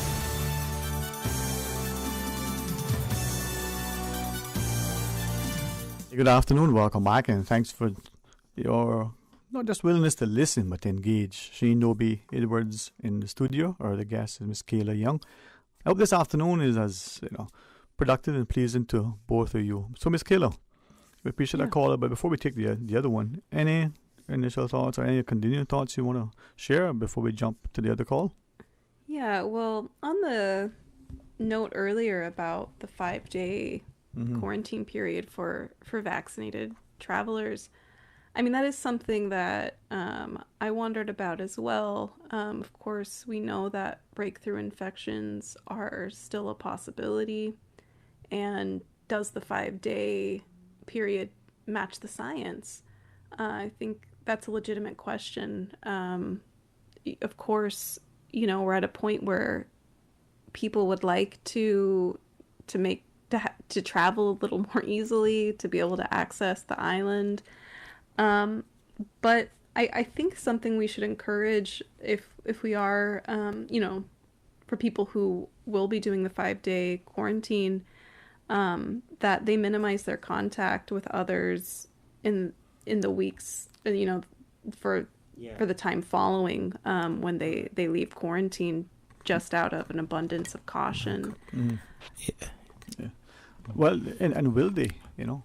Yeah, and will they? And that's the thing is, you know, humans are social beings. Yep. And, you know, once you're out of the house and your work hears that you're back, they're likely going to want you in the office. Exactly. But, you know, it might be best if maybe government could provide some guidance on that period following the 5 days. What is appropriate? Right. You know, should you continue to work from home until the end of that 2-week period? I thought about that myself, and if I was to travel and I was to come back you know, on the island, I would probably do the same thing. I would take the precaution of staying away from people, although I would work, you know, with my distance, wear my mask and stuff for a period longer. But it is something that I think that the health professionals should explain to people, because I have my concerns, like many other people. Why is 5 days appropriate for a vaccinated person but not for a non-vaccinated person? When either of them, they're saying, once you contact COVID, you can transfer it, right? You can infect someone else, and no one has told me that you know, that a vaccinated person cannot infect someone else. And my understanding again is that even up to 14 days after, you know, you'll be in quarantine, the virus can actually emerge in your system. That's my understanding. I don't know if that's a correct understanding, but that's my understanding. Because apparently they've tested people on their 14th day and they said they have COVID. But when they came in, they had a negative PCR test, right? I mean, and as you go to this call, I mean, this listener says, you know, I think what people are not getting, just as Nobby said, is that people can still get and transmit the virus when you're vaccinated as well, right? So let's take this other caller. Hey, good afternoon, welcome, thanks for calling. My friend, how are you today, man? Yeah, man, right here. How you doing? Yes, sir. Good afternoon to all the guests. Afternoon. Yeah. So, somebody said, you know, yesterday, what if we had stood still, didn't do nothing? Like, let's say we didn't travel and spread the virus. You think how far we would be today? How good we would be today? Because I don't think then the virus would have much chance to mutate if it couldn't be, you know. And the next thing is, when we didn't have it, we were on lockdown, but now it's around here and we're not on lockdown. Well, the question I'm wondering, and I don't say this to inflame anybody, but we always keep talking about borders being closed, but the population seems to have increased, the traffic congestion seems to have gotten worse. More and more people seem to be, you know, here. So more cars. Well, you know, I just don't want to. I don't think we should just dismiss what the gentleman was just saying, because yes, I think what people have to understand is that what we're in. A lot of people do understand, but I believe there are few that don't understand that we're in a stage of the Cayman Islands where we're trying to reopen the borders. So slowly but surely they're trying to introduce new things, and one of those things is actually reducing the days that a vaccinated person has to be in quarantine. And he's saying the virus is around here now, so let's you can all put that together. I don't know if the reduction in days. I don't know if it's all of the other quarantine breaches.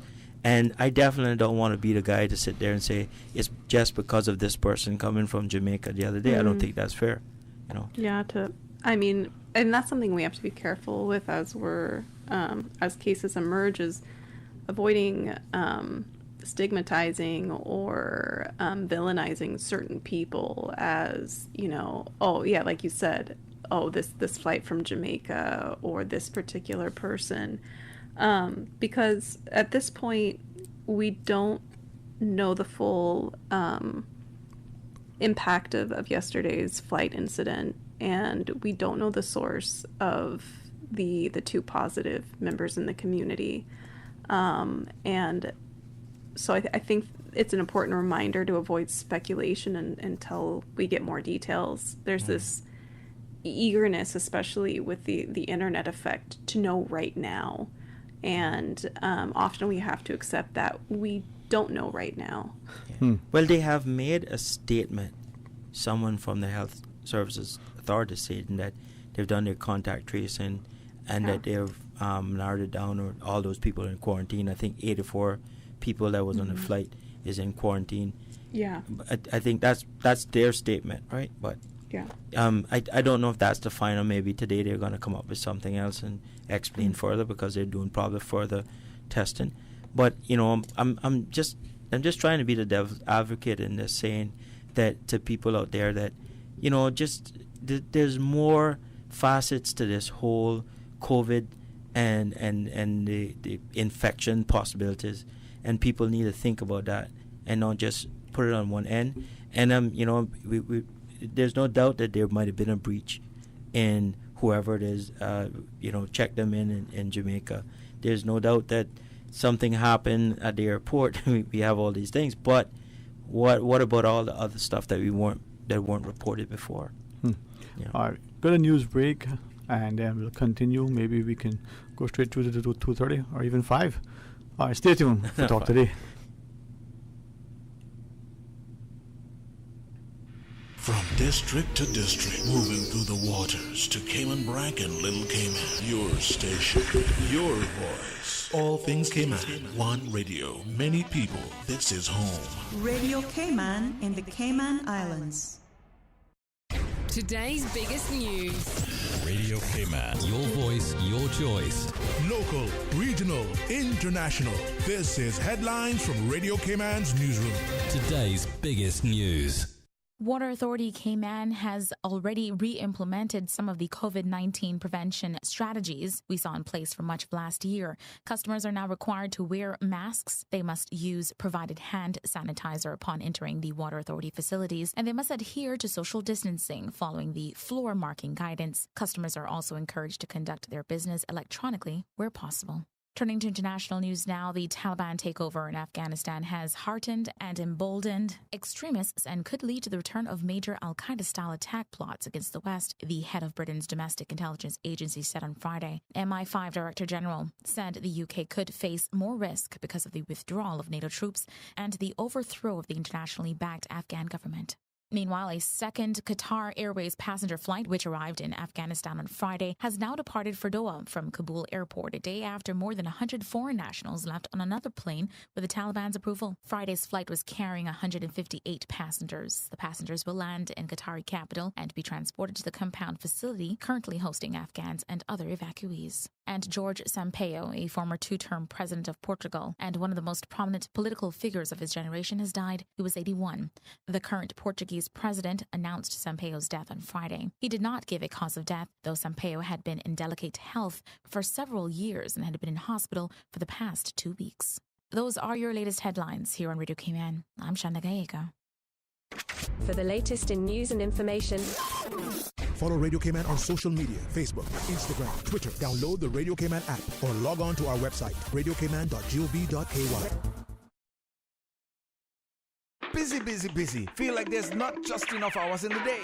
Savannah Pharmacy, service to make your life easier. Now you can WhatsApp your prescription order to 929-5045. And pickup is just around the corner with everything your family needs and convenient opening hours including Sundays and holidays. WhatsApp your prescription order to 929-5045. Savannah Pharmacy, wholesome values with modern conveniences.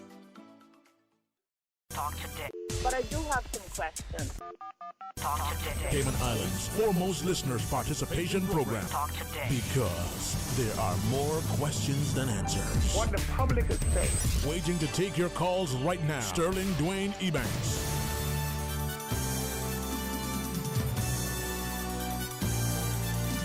Hey, good afternoon. Welcome back, and thanks for joining us. And thanks to Kayla Young and Shane Noby Edwards for sharing with us. And for all the callers so far, with great deference to you both, we do have a couple of other callers. Let's just join those and hear their perspective. Hey, good afternoon. Welcome. Thanks for calling. Good afternoon, Sterling. Afternoon. How are you today? Pretty good, and good afternoon to your panel. Good afternoon. How are you?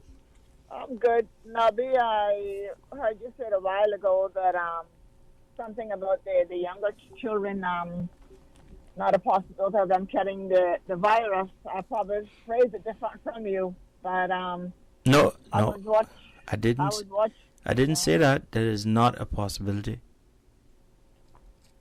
No. Well, whatever. What term did you use?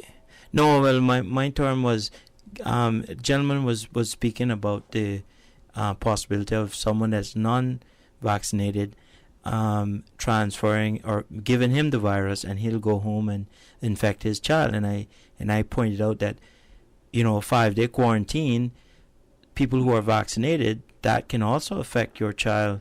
If my understanding of how the virus thrives, my understanding that the virus can show up to 14 days after you've contracted it. So if you're in the quarantine for 5 days, you get out, there's still a possibility of it coming up.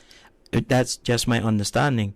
If someone could explain to me that that's not the case and I'm wrong, that a vaccinated person will not carry the virus on and infect anybody, then we're all good. But I'm saying that a non-vaccinated person will transfer just as much as a vaccinated person.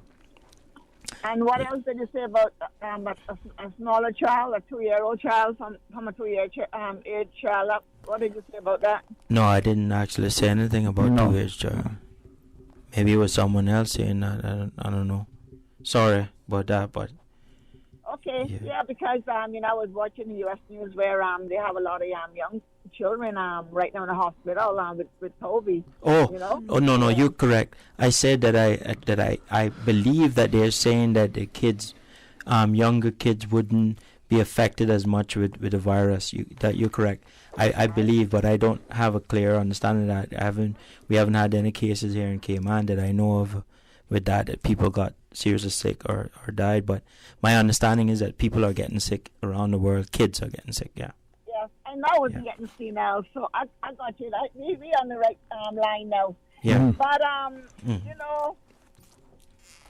with this virus, it is very few words forward to a degree to how they try to get through to people. And the fact of the matter of this virus that has hit the whole world, I think that we need to all leave it to the experts, because then everybody's having an opinion on it, and it just discouraging some people and not discouraging some people.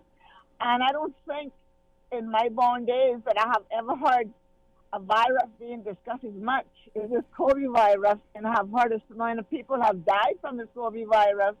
And what will it take for people to consider protecting themselves to a degree? Because to say it will not, you can still get the virus, but it won't be as bad.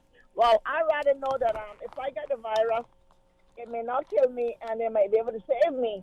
But if I don't get the vaccine, I may die right away because of my lungs, and everything else is going to eat up. You know what I mean? So I think you just need to just pray about it and let each his own pay the price in due time, because talking and crying on about it, some people just think it's a joke and it's a money-making something. And one person feel they know more about it than you know about it and all that kind of stuff. And I went to medical school, and not everything on the media that you can go by, you know. So let me ask you a question. So have you thought about this, and have you had an answer to the fact that if you are vaccinated and you're quarantined for 5 days, can you transmit the virus after that? Is there a possibility? Hey, I don't know. I don't have the medical experience, so I don't know. But because it's just 5 days and it's 14 days. I mean, the people that got the shot is showing up that they're positive with the virus. Mm-hmm. You understand? So, Right. it's very ticklish. Yeah. All right. Well, we've got a couple more callers, and this is where the discussion hopefully continue in the vein of being respectful, responsible, and civil. Yeah. Hey, good afternoon. Welcome. Thanks for calling. Good afternoon. Welcome. Hello. Hi. Good afternoon. Good afternoon. Yeah, how are you doing? Very well. And you? Thanks, and good afternoon to the rest of the guys that you have with you. Good afternoon, sir. Okay. I guess most people know me. I'm a Harmon, a West Bear, known as Bear. Okay. And for ever so long that I am so not confused but disgusted with what I see going on about this virus. Just a few months ago, I remember there was a young couple that came from the United States. The young lady was going to watch, I think, her boyfriend on a ski boat or something, and apparently she broke the curfew. Yeah, jet ski race. Mm-hmm. She was locked up into jail, and as my understanding, if it serves me right, I think she was deported. Mm-hmm. Now, what I'm saying, why, not me, but why some people are so gullible, why we always playing this softball about what's happening and we taking it like it's ice cream. This is a serious, serious issue that we have. We should have authorities in place that don't talk about human error, that you release somebody and they went on the plane. Come on. Other places, that person itself would have been locked up too. Look at the United States, what they're doing. Never mind the poor people that on their last breath, they're telling their family, please go, get the vaccine. And here we are, letting in these people here, ruthless people, yes, they are ruthless people that come, in my opinion, to bring this island to the knees, sabotage us, okay, in what's happening here. And where is the authorities? We need to play hardball, regardless of what diplomatic relations you got.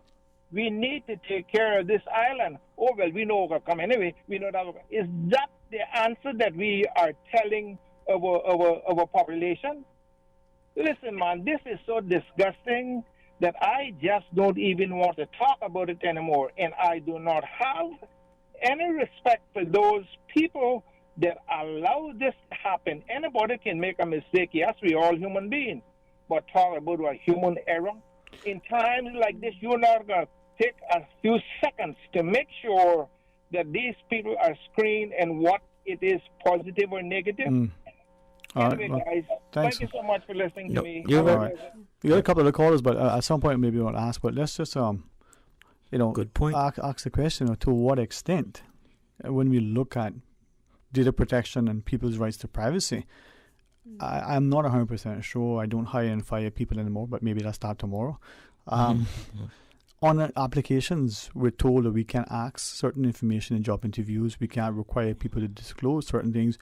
Do we also have the question whether we can require people to produce certain personal medical information in order to do certain things? I mean, no. Well, I think he's talking about the staff who allow them to make the breach, and I think he's correct. That's a serious breach, and of course it should be, the person should be reprimanded or fired or what have you.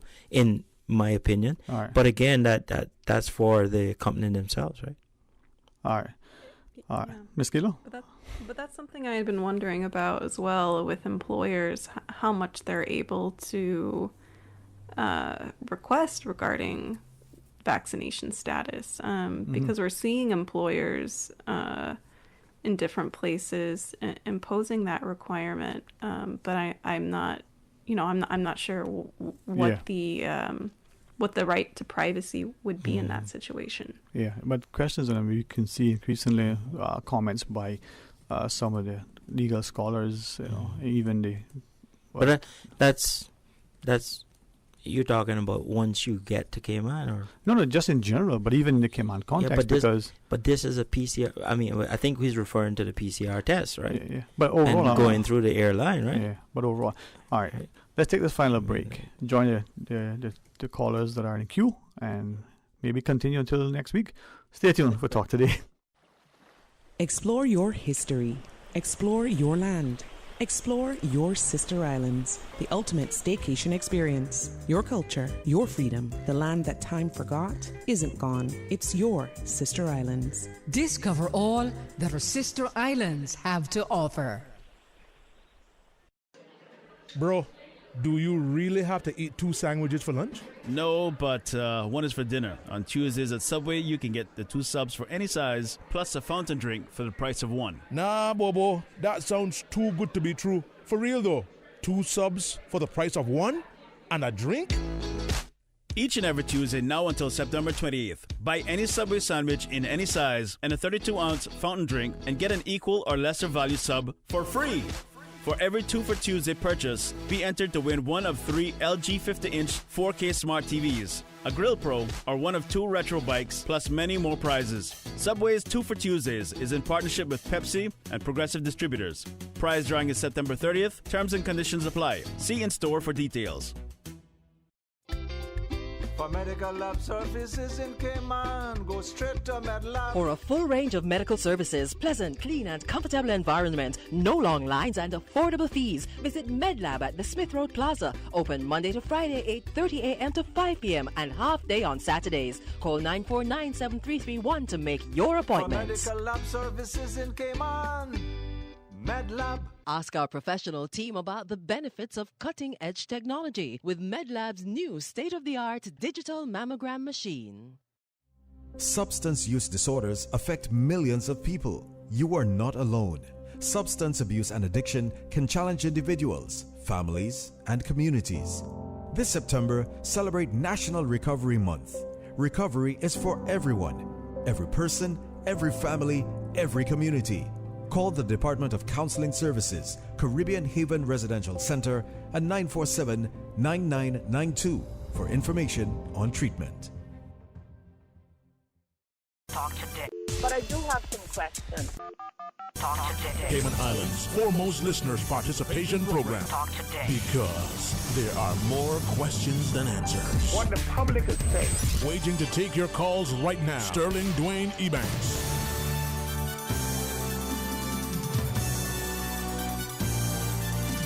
Hey, good afternoon and welcome, and thank you for listening. And a special, we appreciate our guests taking time out of their day in the studio. Sheen Nobi Edwards on the phone, just as if she's right here next to us, is Miss Kayla Young. And thanks for letting us, not delve into your intellect and insight, but through you encourage your listeners to equally speak. With deference to each of you, let's just pick up this next caller. Good afternoon and welcome. Thank you for calling.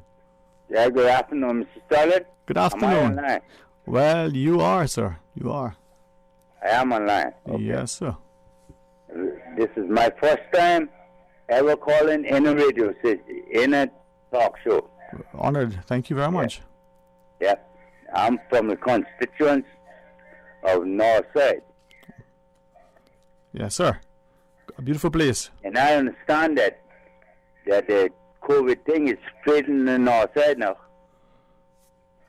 Yeah, well, see, that's the thing. We have so much speculation and rumors, and that could create things. So, but you share your fears with us, share your concerns, and let's see how we can help you to appreciate the context. Okay, sir. Yes, sir. Thank you. like I say, I'm from constituency of Northside. Yes, sir. And I understand that it is straightening. Yeah. I mean, and rumors are rampant everywhere, so if that's your understanding, it may not necessarily reflect the reality. So share with us your concerns. Yeah, my concern is, I wonder where it came from. Yeah. Okay, and where it's going. And then what you can do to keep yourself safe and, and the like, right? I understand that it came from. So I can't hear what he's saying, Susan. Huh? Sorry, I didn't hear what you're saying.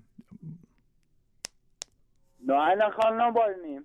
No. I didn't. We didn't hear. Yeah, I didn't hear what you understand something. Name.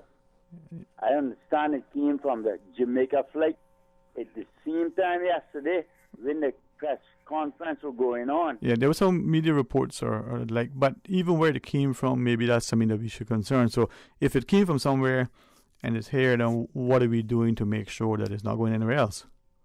Yeah, that's right. Yeah, no. I'm not spreading no rumors. No, you're not. No, not at all. Spreading no rumors. No, sir. I understand that there was a lady on that flight yesterday when the press conference was going on. Mm-hmm. A flight came from Jamaica, and one woman was tested positive from Jamaica.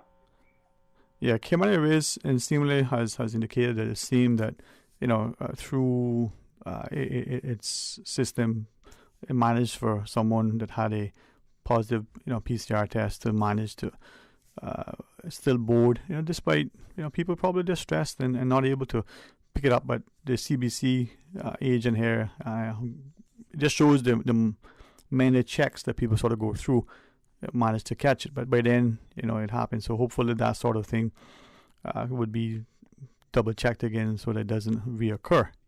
So now your concern is, if that is the case, what we can't unring the bell.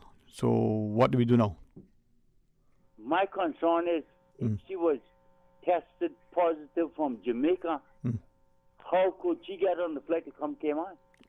And hopefully there'll be a quick and swift investigation so that is determined, and then whatever sanctions are necessary are put in place, and whatever processes that need to be either introduced or amended would make it much more effective to ensure it doesn't happen again. All right. That call is, sir, not have you there, but let's go to the next one. This girl is just, good afternoon, welcome, thanks for calling. Hello. Hi, welcome. Yes, good afternoon. Good afternoon. Mr. Ebanks, I'd just like to ask a question and I guess make a statement. Mm-hmm. I'm very concerned on the gas sometimes that you have and the stadium there with you. Why I'm saying that is I welcome and I admire and I respect each and every person that comes on to Radio Cayman, especially young Caymanians. I think they have a lot of contribution to make, and they should be heard. However, with certain subjects that we're all anxious and awaiting results and information regarding, I think we should limit, when I said limit certain topics and certain situations to those that are well-versed and qualified, and those areas of concern that we have to be able. So if I may ask you, and I just want to make sure, I don't like to interject, but since we got a call, if we so do, then are we not further undermining freedoms and people's abilities to question or even voice?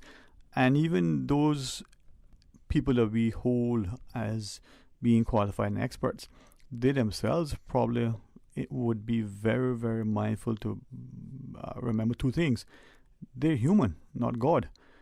So they probably don't know anything and everything as much as they do. And secondly, they themselves collectively have shared that this is an emerging field. So information that they know today will probably not be the same thing that they know, time down the road as more data information comes out. So, may have to change their position for whatever reason.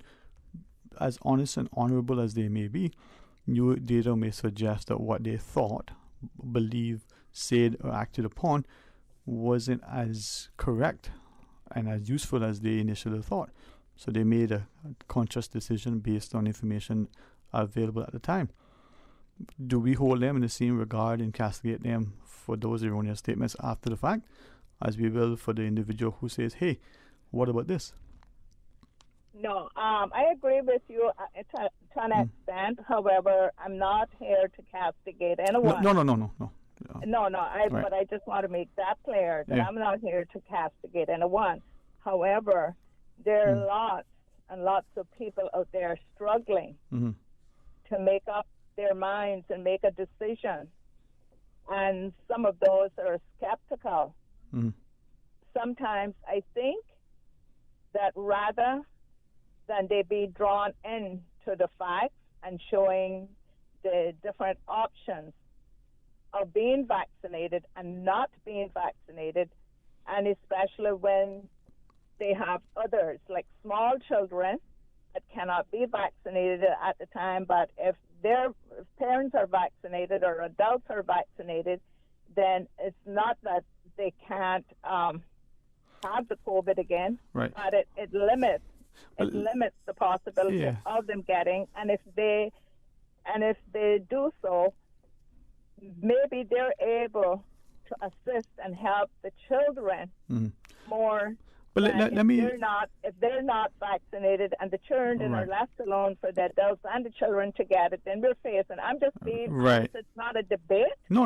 It's just something that I am speaking of, that I feel like, and like you said, there were others, even the politicians, the ministers that were reluctant to get it. Right. And they did. I'm not knowing the reasons why they did. No, that's for their choice.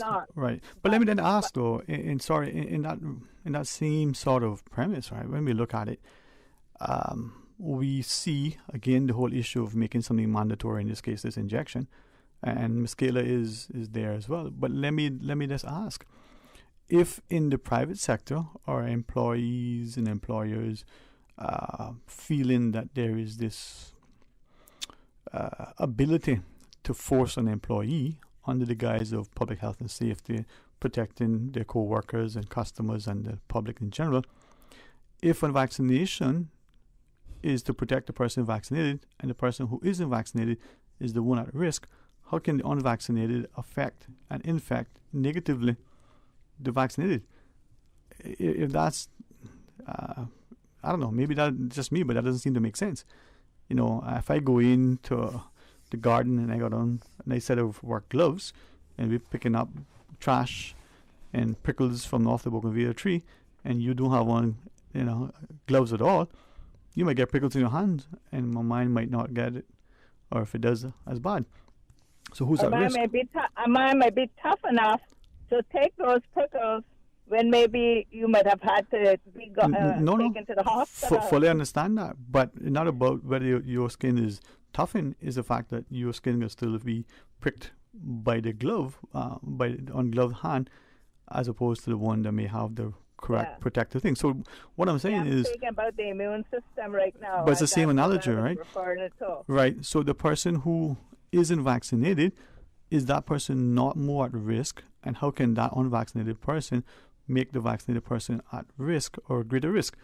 I don't quite feel that a reasonable, sensible, logical answer was provided. Anyway, Mr. Ebanks, yes, I'm not going to take up any more of your time. However, I do think, in my humble opinion, I do think that it's nothing wrong with it, and I think it could be encouraged, and maybe to have some young people on the show one time and having a debate, You for it, I'm against it. Okay, let's have it out there and have the No, professionals. I'd rather then. have two physicians, people who seem really knowledgeable as we've had. But thank you very much. Can we take some more calls? All right, let's do that. Miss Kayla and Nobi, let's go to the phones. Welcome. Sorry, Nobi. I wanted to respond to that Yeah. caller, because maybe the caller is referring to me in my conversation earlier, and I'm in no position to be any expert in this. I am just simply relaying I'm asking a question first off, right? If it relates to the fact of 5-day quarantine versus 14 days for non vaccinated. And if you didn't hear me earlier, I promoted the fact of people getting vaccinated. And I don't know, if they really want someone to be on air that would be with us at the same time, someone that's pro-vaccine, someone that isn't. I'm not on the air to tell anybody to take the vaccine. Definitely, I'm telling them to look at the vaccine, decide if it's their choice. At the end of the day, I appreciate coming on the radio, and I think that by expressing myself as a local Caymanian that has very good experience around here, I think it's a very good thing. I think my thoughts, what I'm expressing, is what I've heard in general around Cayman, and I'm expressing it here on the radio. All right. Let's take this other call. Good afternoon. Welcome. Thanks for calling. Hello. Hi. How are you, Mom? I don't know. Make us deal with right to privacy. I heard that on the program here a while ago. And I really want to know this. This is a public health issue. So does one's right to privacy about their vax situation trump everybody else's right to life? Because this is the medical issue. It's not about, and when I say it's a medical issue, yes, we're discussing this as a medical issue, but it's an issue of basically life and death. This is not somebody that bucked their big toe and you lost, you lost your meal and it ain't nobody's business. So I'm not even talking to the people in the studio. I would love for the government in their next press briefing, which kind of seemed to me was promised to be today, if they could, and they should have somebody listening to this program, if they can explain to me individuals' rights to their medical privacy and their medical information, vis-a-vis my right to live. And I got to go out in the community. I have to. I can mask up as much as I want, yada, yada, yada, and I will. It wasn't a problem to me before, and I'm not going to make that be a problem to me now. But rights to privacy, public health issue, and my rights to live. I love life. I already done old, but I love my life. Bye. All right. Yeah. Thanks very much, huh? And well, looks like we're there already. Are we there yet? Miss Kayla? The thing. But, yeah, go ahead, Kayla. Sorry. Yeah, go ahead, Kayla. No, I mean, but yeah, I'll be eager to see what the press conference later says. The time, we're still waiting for it to be announced. But, I think the community's got a lot of questions right now. And a lot of that is, what's the road ahead? What does life look like for us over the coming months? And so, I think a lot of these concerns are legitimate. It's important to hear the questions that people have in the community, even if they're things that we might not agree with or have doubted ourselves. We still need to understand how people are evaluating these situations. Yeah. Indeed. Well, Nobi? Well, again, this is really a big problem. Matter of fact, when it was very interesting a couple of nights ago when I went to the Miss Teen event and take some photos, and what I heard the younger generation saying, right? And the younger generation was saying basically that the elderly weren't listening to them.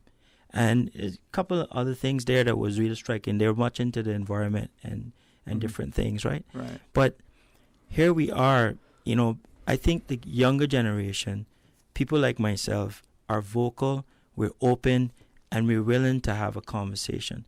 And, you know, for all those callers that might say, why are we coming on here and talking stuff? I know I'm taking a very big risk personally because of how vindictive politics and individuals are in Cayman by coming on the radio. But I do it anyway because, you know, I believe that people need to be informed or people need to have questions, right? And I've posed mostly questions on here that I think are for people that I'm facing daily and other people out there facing. Yeah. And if we're going to muffle that, like what has happened with Cayman over the years, we muffle things, we try to close everything down, and nobody can say anything. Now, that is really what's gonna damage us, because we only sit down and listen when somebody comes from the States and say, I'm an expert. Or I know what I'm UK talking or about. Canada or anywhere right? else. Yeah. Right? And I'm telling you, that's our problem. Our problem in Cayman is we don't give our own people enough chance to speak, to be open, to understand how our people are thinking and how we can change things for the future. Right? If we want change, we need to embrace that not everybody is going to think the same way as you, and they have the right to express their opinion. Yeah, man. Right? Well, to you, Ms. Kayla, I appreciate it. But Nobi, to your point, how can you imagine the role that I've played now, trying to balance the view of this with the view of that? I totally understand. Yeah, and now to be. But you play it very good. Well, I appreciate that, but I'm not recent about it. A lot of people say, "Boy, you look like you are anti-vaxxer. Look like you are this and that." Well, you know, you can do that thought, right? And the problem is, sorry, Ms. Kayla. Well, you know, there's a lot of mistrust also in communities right now, a lot of division, and I think we need to remind ourselves that we still need to listen to each other, and we can't address people's misconceptions if we don't listen to them, and understand where those misconceptions are coming from, how they've formed. And so, you know, I know people are getting more and more frustrated as this crisis goes on. But, you know, I think that is an important reminder of community, and that we still need to find ways to communicate with people in a civil way when there are misperceptions or disagreements. Yeah, man. And are we being able to respect, as you guys have shared others, differences of opinion? Are we so forced to throw whatever liberties that may exist out the window and forget about those who have fought in wars and given their lives to defend freedoms and democracies? But are we also willing to take our individual freedoms to the extent that we impose them on others who too have an equal right to do and say as they believe is justifiable to them? So, you know, is there a religious ground or another ground, medical otherwise, to refuse something? Can people force people to do things against their will? An employer and employee have a contractual relationship. We're now saying that can be changed if the environmental or the environment of the business has changed fundamentally. So, interesting. Ms. Kayla, have a wonderful weekend. You too. Thank you for having me on. Thank you for accepting the invitation. Hopefully we can have you again in the future. Nobi, likewise, man. Yeah, man. Thank you. Thanks very much. We out here, and I hopefully you have. Oh, you're not sure if you can have me in the future. Well, you know, I might come tomorrow and find that I don't have a job, or I can come tomorrow and find that the UK say, you know what, we'll put you. You're good. Put you governor. Hey, listen, no man knows the future. No. What we do know is that we have an obligation to be as responsible, civil, respectful, loving, kind, considerate as we can be. But he who fails to speak is he who fails to be heard. It was a good day, man. There you go, man. Yeah, man. Bobby, yeah, maybe we'll get that dinner soon again. Yeah, man. Cool. All right. To listeners, thank you very much. Thanks to Ms. Kayla and Nobi for sharing with us. Thanks to all of you for listening. And your view should be respected and valued. Let no one diminish you. Let one ostracize and denigrate your thoughts. Until Monday, be blessed. Talk Today is brought to you by Subway, open 24 hours in Countryside, Anderson Square in Georgetown, and Centennial Towers in West Bay. And by the Ministry of District Administration, Tourism and Transport. Explore your history, explore your land, explore your sister islands. MedLab in Smith Road Plaza, your complete medical laboratory solution. Call 949-7331. And Savannah Pharmacy in Countryside Shopping Village, convenient opening hours including Sundays and holidays.